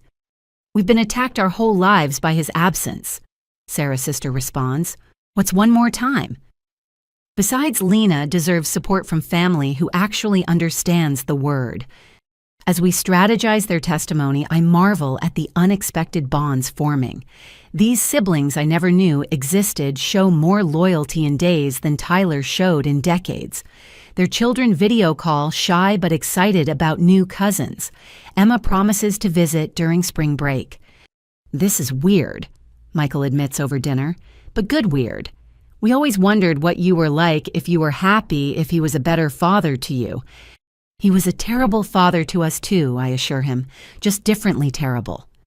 "At least we're all free now," Sarah observes. "Free to be the family he never let us be."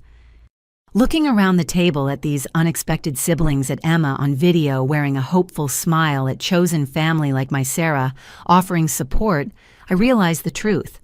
My parents didn't destroy my family. They prevented me from knowing my real one. Now, with their crimes exposed and consequences closing in, we're finding each other, building relationships on truth rather than lies, creating bonds from shared survival rather than manufactured perfection.